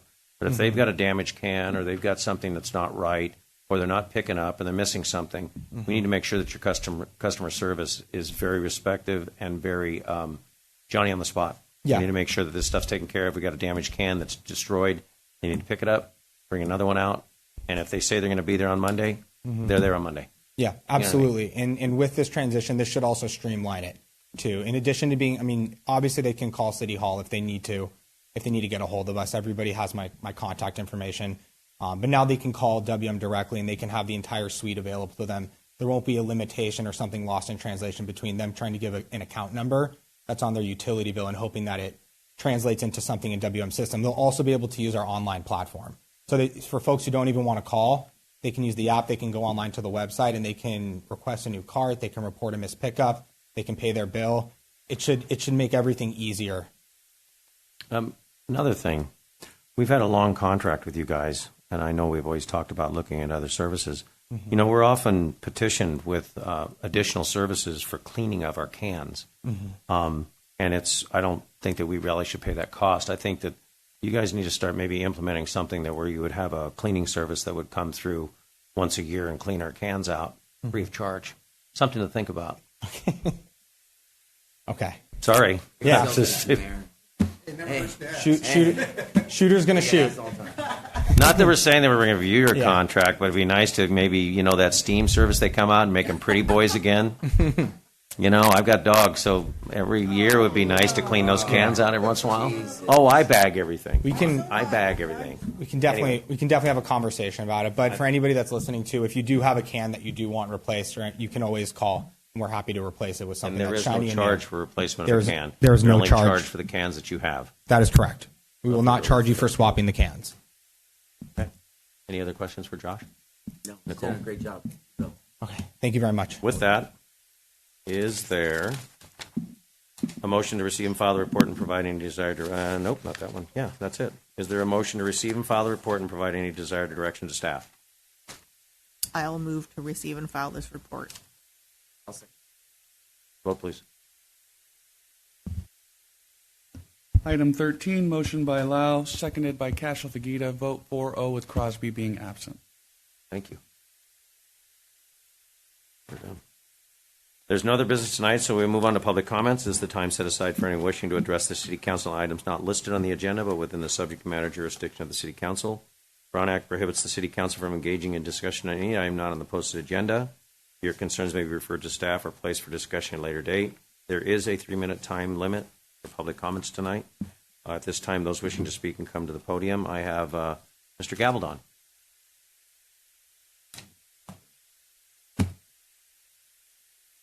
Timer. Thank you. And now to why I came tonight.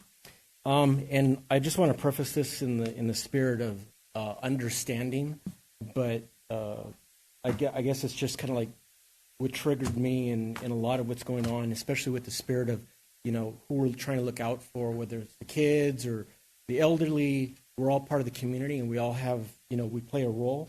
But a lot of the things that go on, they affect all of us, and sometimes you have to look out for yourself. So I'm going to read this because I want to make sure I get my points across. I'm here because some of what's been happening lately with the choices of the council to support certain things, in particular taxes that are coming our way, or all these kinds of things.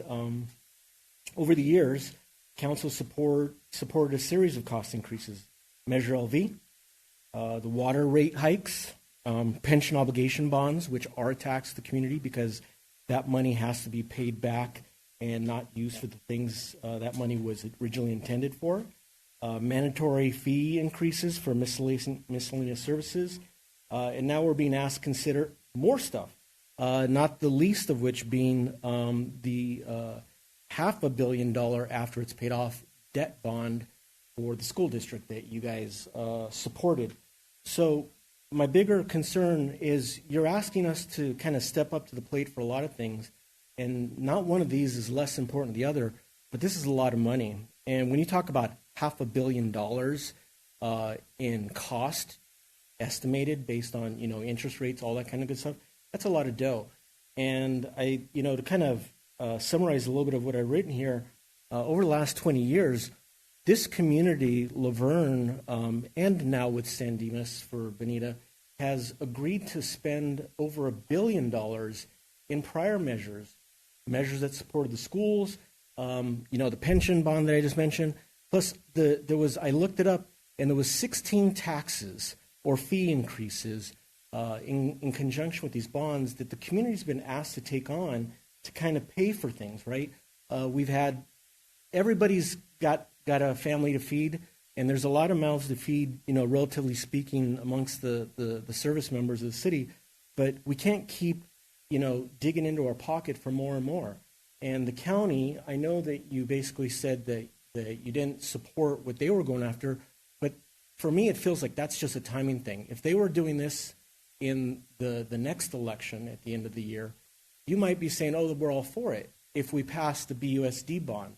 So I really, you know, I'm here to speak on being sensitive to what you're asking us to do and how you support something. But yeah, we all have kids. I had kids that went to Laverne Heights and, you know, Ramona and, you know, Bonita.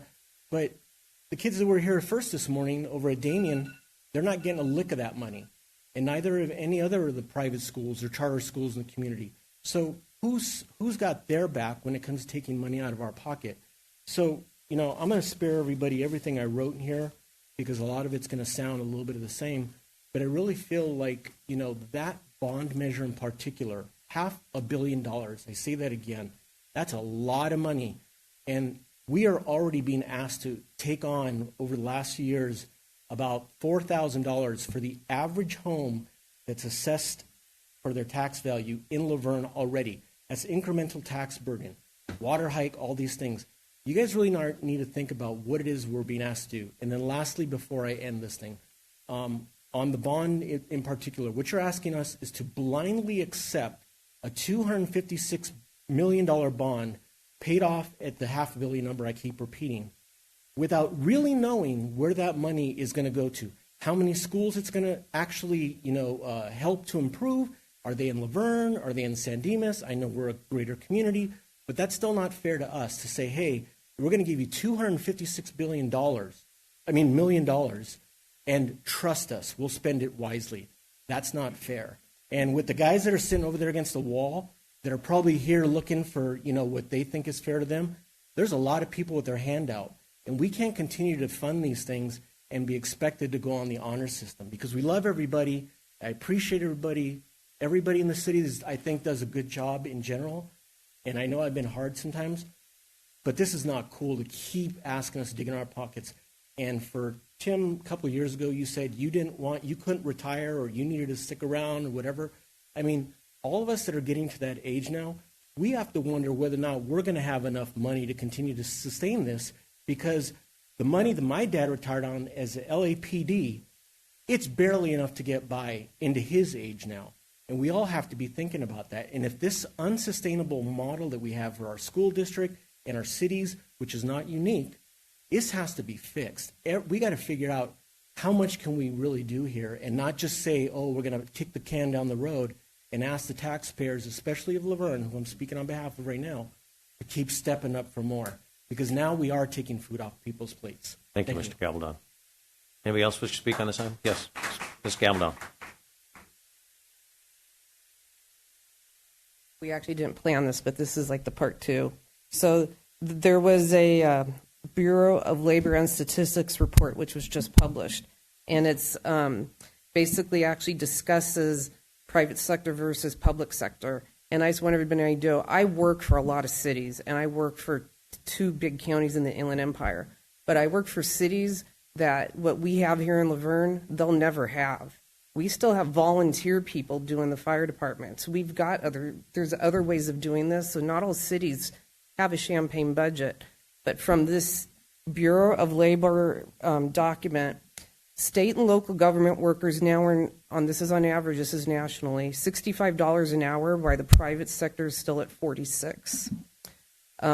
This has been watched over 50 years, and it's flipped. It actually flipped about 4 years ago. So the gap is now 42% in the public sector's favor. Wages for public is 40.24 versus private is 32.37. Benefits on public is usually around 25.04. Private's $13, and that's if you're not working for yourself. You don't got anything. Total compensation is around $65 an hour for public, and private's about $46. And that doesn't even go into all the unfunded pension liabilities, the difference in holidays. I mean, you got to take all that into the consideration on all this. Lifetime health care that some people still get, and I know that a lot of those plans are going away. And what is the assumed job security in that in private, and we're seeing it very hard in the past year, and it definitely here in California, all of the bigger companies, including AECOM, they left the state. Most of my engineering friends, they're gone. Pulling all that technology with them, pulling that great entry-level work jobs with them, it is gone. And that cannot be ignored anymore. And it starts at this level. This is where it all starts. We've got to start making more prudent decisions on how we're spending money. And I can tell you, I don't know a private industry anymore where they're getting raises. I don't think anybody's gotten raises in 5 years. And that's on the people of us who work and have decent jobs. That's not even talking about who's actually on fixed incomes. That's a whole nother setup.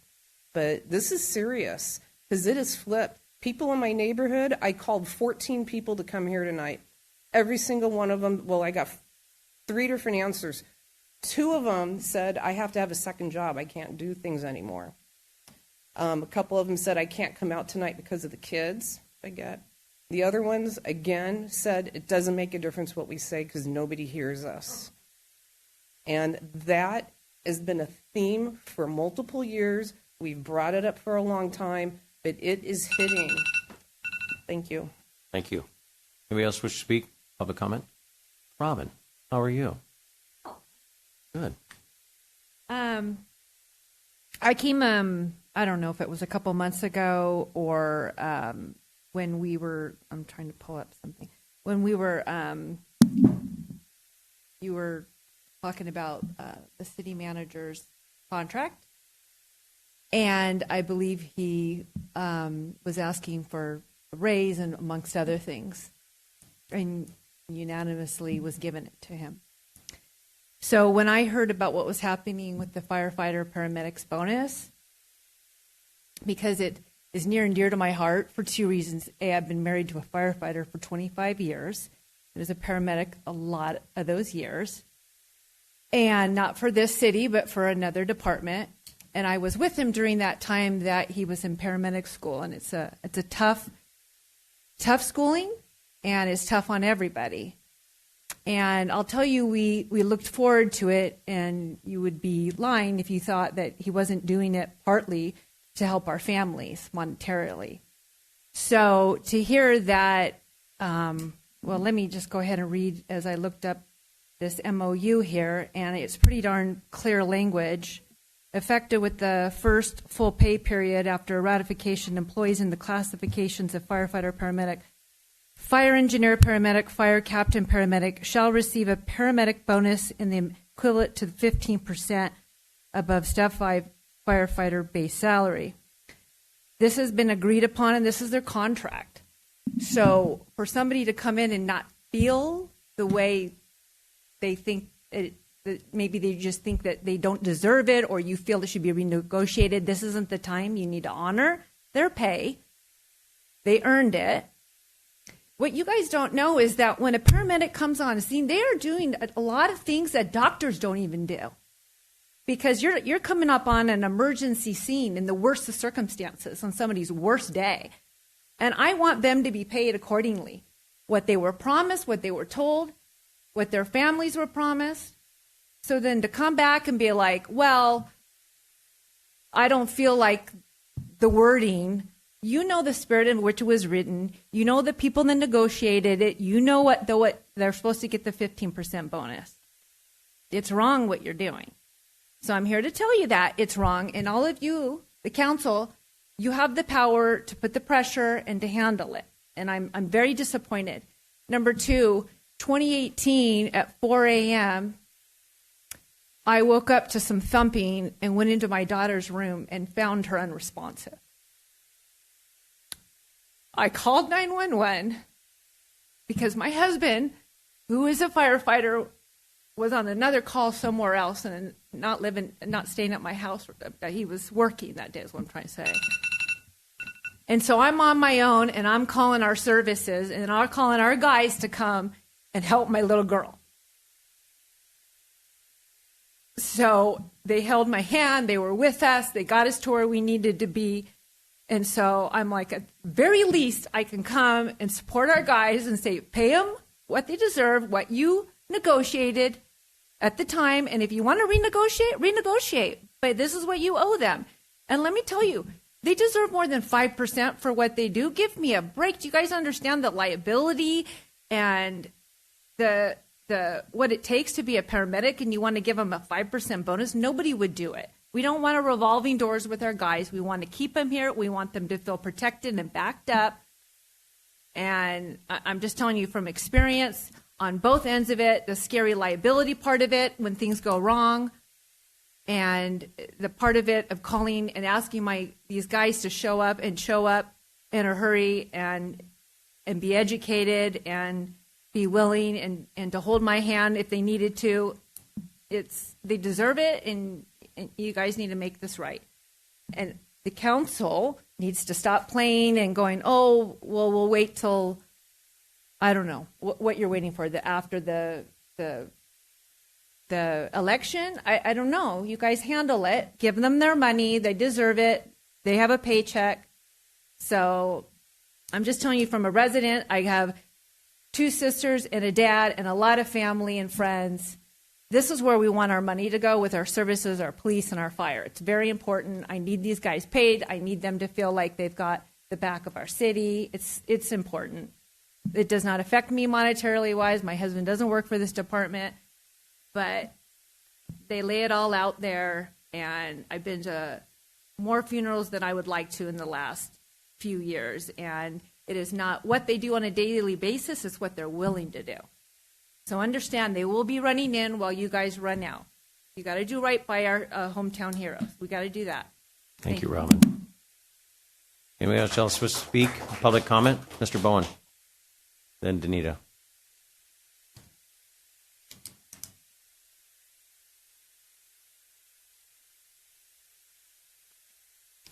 That's hard to follow. Just a reminder, exactly 2 months from today, our country celebrates its 250th birthday. Because of that great event, meetings like this happen.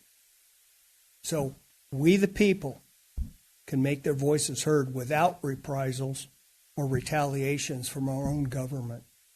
So I hope everybody remembers that.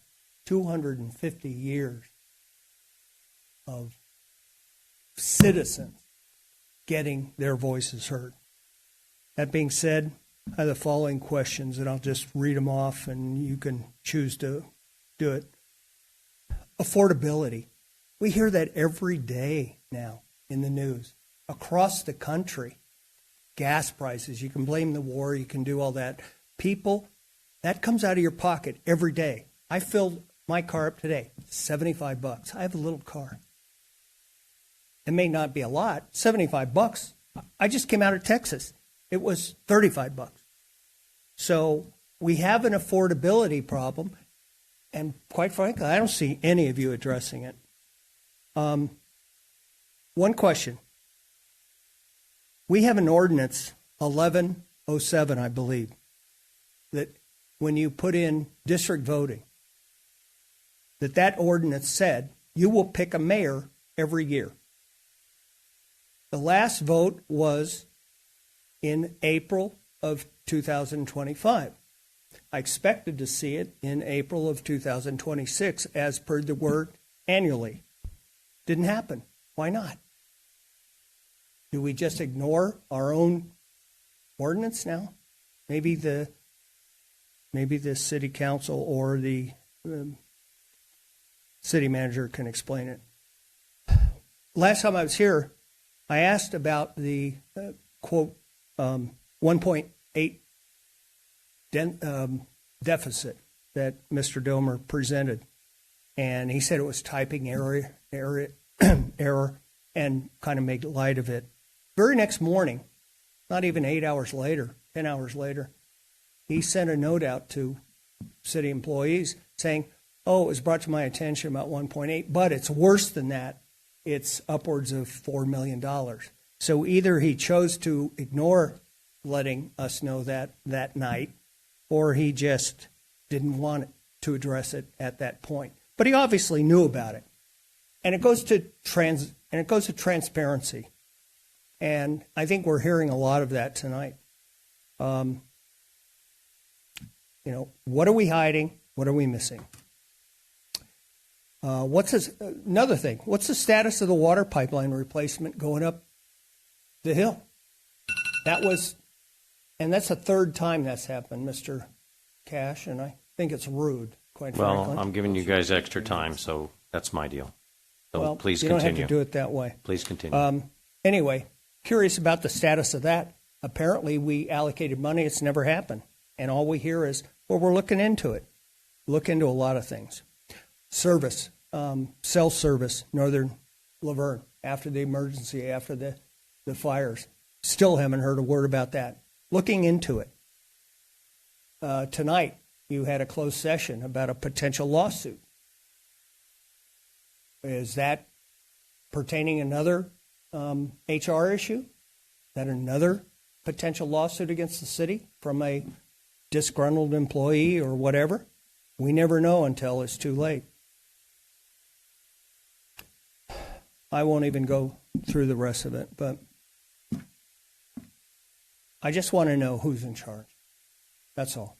We have one thing I saw, which I find interesting, is that the city manager got free tickets to Ducks game last year, and he said it was a team-building exercise. Yet he took 2 outside attorney with him. How is that a team building for a city when you take outside consultants? Doesn't make any sense. And again, just get to do it, I guess. Again, I ask that these questions get answered.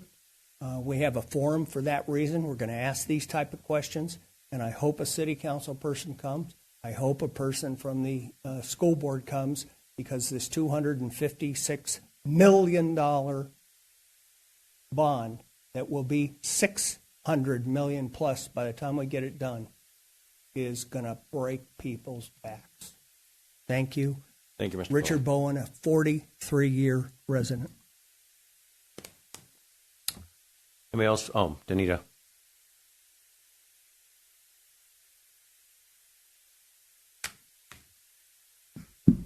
I know several people have already spoken about the bond measure, but I got to put my 2 cents in. Think about how much money you're asking the residents to pay in the city of Laverne and city of San Dimas, and there are children who attend schools in these cities who don't live here. Their families are not even participating in this so-called upgrade to the properties. The HVAC, the asbestos. But why is it that the flyers that are being sent out are from people that are development companies, real estate agent companies?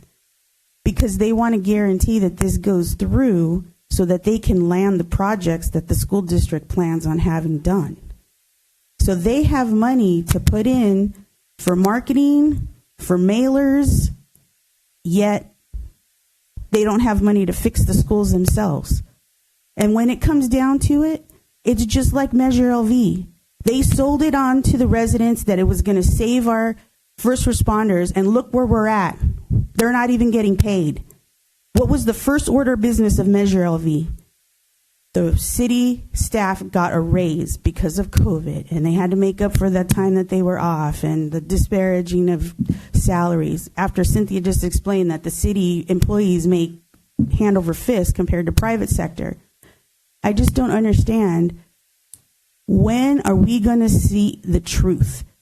We have been asking for it. We say transparency. It is a word that is just, it's like made up. It's like when you say sorry. You don't really mean it. You just say it because it's just something you say when you do something wrong. No, when you're sorry, you feel bad about what you did, and you're going to try your best to not let it happen again. And that is not what I'm seeing with this council. This is repetitive. I was on the Water Sewer Committee. We're talking about transferring over to waste management. Well, it's only a matter of time before that charge gets implemented because now they're handling our billing instead of the city. I mean, it's, you know, and I'm actually thankful Mr. Domer tabled the measure for the water sewer because that was something I was going to compare it to. We're going to borrow all this money for the school district at one time, and that's when a lot of it disappears into people's salaries, into retirement, and God only knows what. Company cars for council, or school board members, God only knows. But it's somebody has to just finally draw a line in the sand and say enough is enough, and it cannot be on the backs of the residents. So for us to pay 100% of that bill and only 80% of the kids are from the cities, do the math. Do the math. I know Christy does the math. I'm on the finance committee. Those numbers jive. But when it gets up here to the council, somehow the numbers don't jive anymore. I just really wish you guys would think twice about when you endorse something, because Mr. Mayor, your happy face with your bow ties on the back of that flyer, and people say, oh, well, Tim supports it, so I must do too. They do it blindly. I'm great friends with the mayor. If he thinks it's a good idea, then it must be a good idea. But they have no idea how much that's really going to cost them in the long run. When you endorse things, it sways people a certain way. And let's not forget the real elephant in the room is that it's an election year for you three. So are we doing it because we really care about the kids and the schools, or is it because you don't want to be seen as, I'm not supporting a school? Thank you. Thank you, Janita. Anybody else wish to speak? I'm going to close public comment. I'm going to bring it up to the dais. Councilmember Lau. So I wanted to just share a couple of things that have happened over the last couple of weeks. If you haven't heard, the groundbreaking for the LA Night Riders happened at Fairplex on April 22nd for cricket. So I just wanted to bring that to your attention because there will be games played here July 1st through the 5th for anyone who's interested, but I'm hopeful that this will be an economic driver for our community as well as an opportunity to learn about another sport from another place. So be on the lookout for that. I also wanted to talk about community a little bit and just something that recently happened. I don't know how many people might know who Mario Perez was, but Mario Perez lived here for some time. He went to school at ULV. He worked at ULV. He also worked for the Raiders for a bit, for the Dodgers, and the last place he worked was Sonoma State. He died unexpectedly at the age of 54, leaving behind a wife and daughters. His wife is also a longtime multi-generational resident of the city. She's also an alumna of the university, and many of you might know her father, Elias Castro, who is the unofficial mayor of 3rd Street. But the community came together at ULV to do a memorial for Mario, and you got to see people who lived in the city, people who went to school at the university, people who went to elementary school together. And I think it's just a sort of a sad reminder that sometimes we come together in times of grief when all the things that we wish we would have said to people are now being said after they've passed. So while on the one hand, I'm happy for the community that came together to support each other, I think it's a reminder for all of us that life is short, and, to fill yourself with kind words and to assume positive intent so that we can work better together for the future. So for Mario, we're sorry you're gone. We're sorry for your family. but I do think it is it's an example of the community here in Laverne. To some, I guess, happier news, the LA County Fair is starting this week. Opening day is Thursday. So yes, please look out for increased traffic, but hopefully also economic driver for our community, highlighting our community. But opening day usually does come along with some discounts and freebies and whatever. So if you're free, May 7th, this Thursday, is opening day. Laverne Day is May 15th. If you haven't received your flyer, I believe it's $1 if you show proof of residency. I know it's expensive to go to the fair now. It's almost, I mean, it's not as bad as Disneyland, but it's up there. But take advantage then of Laverne Day. Mm-hmm. Yes, so there are some restrictions, and so again, if you didn't get the mailer, please look on the website for information. And then, of course, this year, Mother's Day and Dia de la Madre falls on the same day, so Sunday. So to all the moms out there, thank you. I don't think you probably get thanked enough for all the things that you do. I know I haven't always thanked my mom for all the things that she's done through the years. So just a reminder, you still have your mom, and you're on good terms. Or not. Maybe it's a time to get on good terms. I don't know. But appreciate your moms. And have a good rest of the week. Thank you, Councilmember Lyle. Councilmember Johnson. Oh, I'd just like to recognize a neighbor who recently passed, Mary Hannawalt, coached Bonita High School kids for years, was a basketball star at ULV herself. She's passed this past week, and her husband, Roger, is having a time right now. Thank you, Mr. Johnson. Mayor Pro Tem Cash.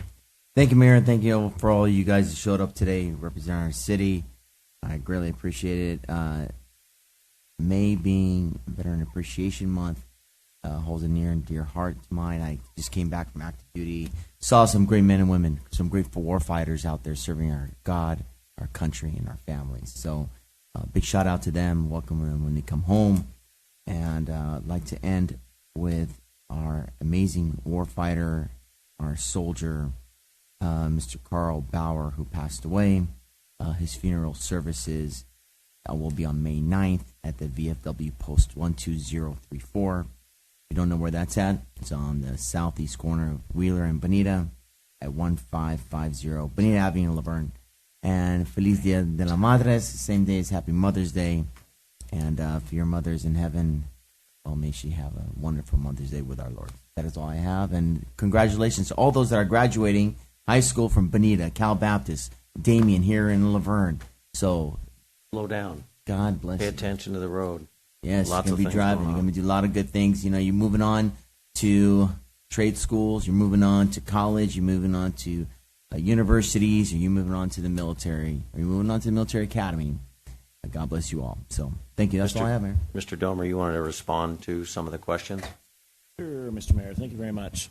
Just on the mayoral election, the council, changed the election schedule from the March and June alternating to November. And so with that, the change, we could have done something during the March or June, but the next mayoral kind of selection process will be after that election in November. So it'll be probably the first meeting of December or the second one after the certification, and then any new seating.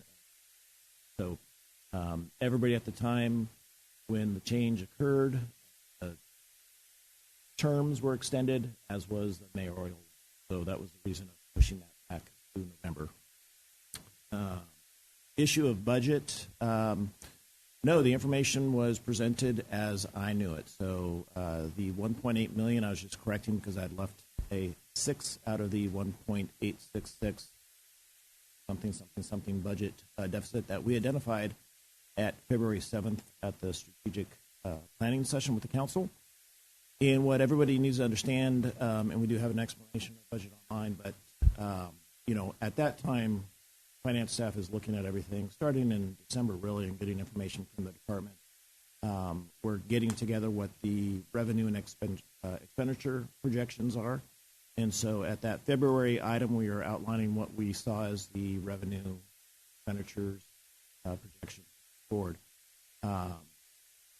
The meeting that I corrected myself, and then that next day, that was the week that we started meeting with the department. So finance director, myself, assistant city manager, started meeting with all the departments to go over what the departments had been requesting. So that next morning, Tuesday, was when I got the number of closer to 4 million, a little over 4 million actually, and that represented all of the costs, all of the requests from the department.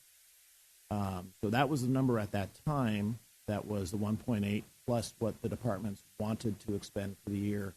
Could have been in new positions, new operation issues, new vehicle purchases, and all that stuff. So it was that week and the following week where I made decisions working with the departments to slice that number down. And as I've put in that email that was cited earlier, that number constantly changes until you guys pass a budget. And the goal is to get that budget down to zero, because the direction in the past has been ongoing revenues to equal ongoing expenditure.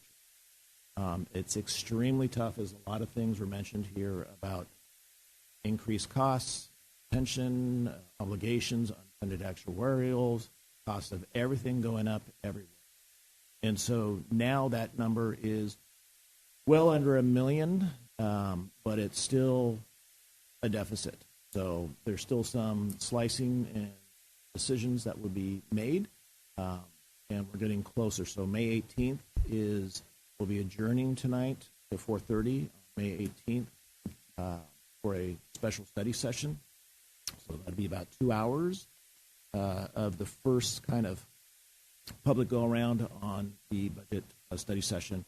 And we'll have a number at that point, and it will hopefully be a zero, but it may include some decisions that you may not want to make, and we may, tap into some reserves or some other one-time funds. I'm not sure. That's the goal there. So that was the issue on the budget.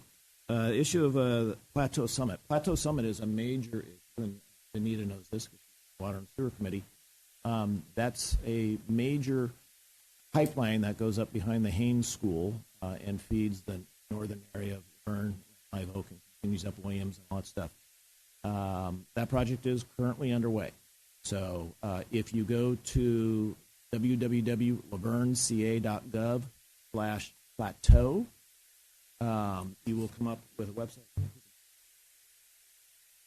It is a website that has all the updates on it, some pictures, talks about the project. Basically, we're replacing and rehabilitating approximately 2,000 feet in water main.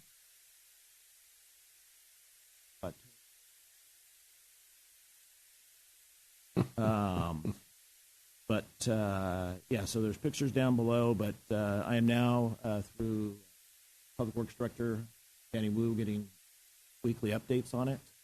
And it is a complicated process, because one of the things that delayed it is we inherited this pipeline.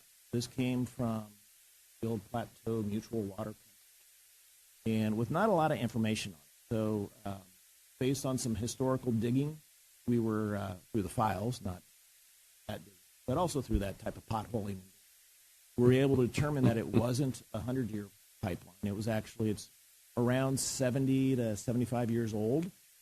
It is a cement-lined pipe style, so it's reinforced, so it wasn't as in dire shape. We thought it may have been like a riveted steel, subject to corrosion and potentially failure.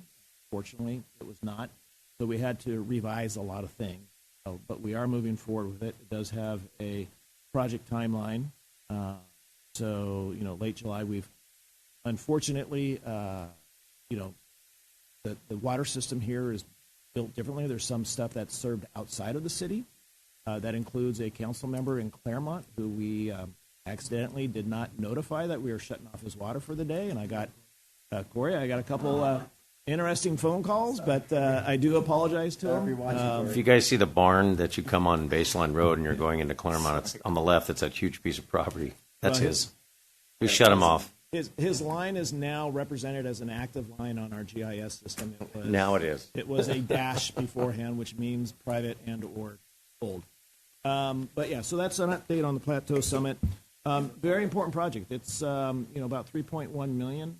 So it is a major project with sewer lines going across the water line, above it, below it, some portion 16 feet down, and a lot of it we're going to be bullet lining. So I believe this Friday they are going to start pulling the liner through 2,000 feet of area to then expand it and create a new pipe with it.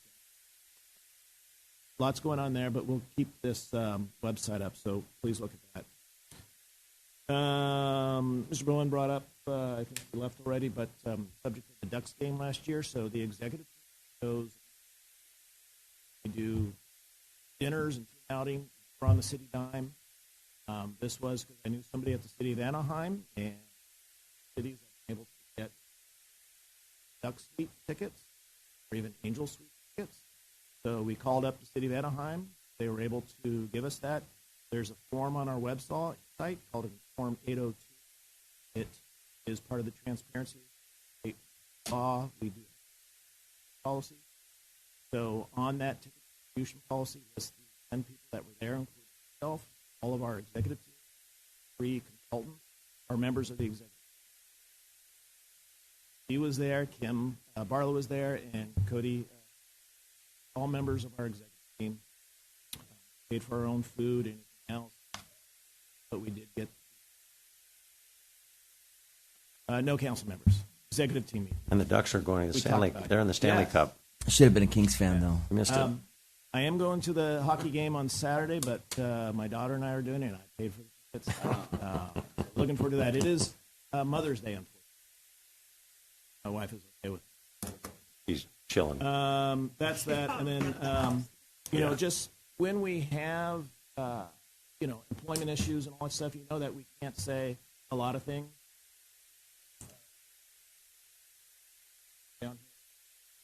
The issue.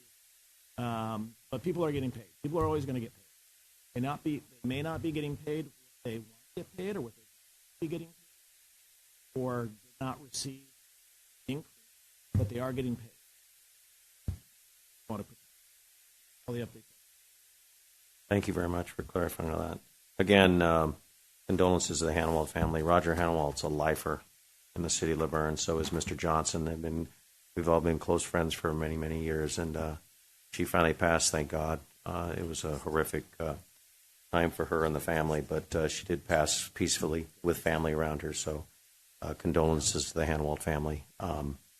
Also, is my mother's 93rd birthday on Saturday, so we got 18 of us family members together in San Diego and had a great Mexican dinner with all of them, and all the kids screaming and playing and having a great time. So we're very blessed to have that. So with that, thank you for all your comments tonight. We do take everything you say seriously, and as a council, we do our best with what we're given to us with our budgets, and we are working very diligently to make sure that our city stays the same and has the same mantra we've always had. So, and I thank all my council members. I appreciate how much input they put in. This is a tremendous amount of time for all of us we put in our city. I want to thank our city management and all the staff members that make this happen. These packets don't happen by themselves. A lot of work, and budgets are taken very seriously. We are probably one of the most involved councils we've ever had in the city of Laverne, and I appreciate all of our council members, what they put into it, and how much they understand, and how much input we give to our city manager, assistant city manager, and all the communication we have with all the staff. Never been like this before, and I do appreciate it. It's something that I really strive for when I got on council, was to, I know people don't like the transparency, but we're more transparent than we ever have been, and we're more transparent with our city departments. We have a wonderful atmosphere here. Sometimes things aren't perfect. As Mr. Domer said, people get paid. They may not be wanting to get paid what they want to get paid, but that's why we have MOUs, and that's why we have employee groups, and that's why we have attorneys, to make sure that we do the right thing for our residents, to make sure we're not paying what we shouldn't be paying. With that, we are adjourning to our meeting at 4:30 p.m. on Monday, May 18th, for the budget study session, followed by the regular city meeting at 6:30. As a reminder, upcoming events or meetings are posted on the last page of the agenda. We are adjourned at 9:32 p.m. Thank you.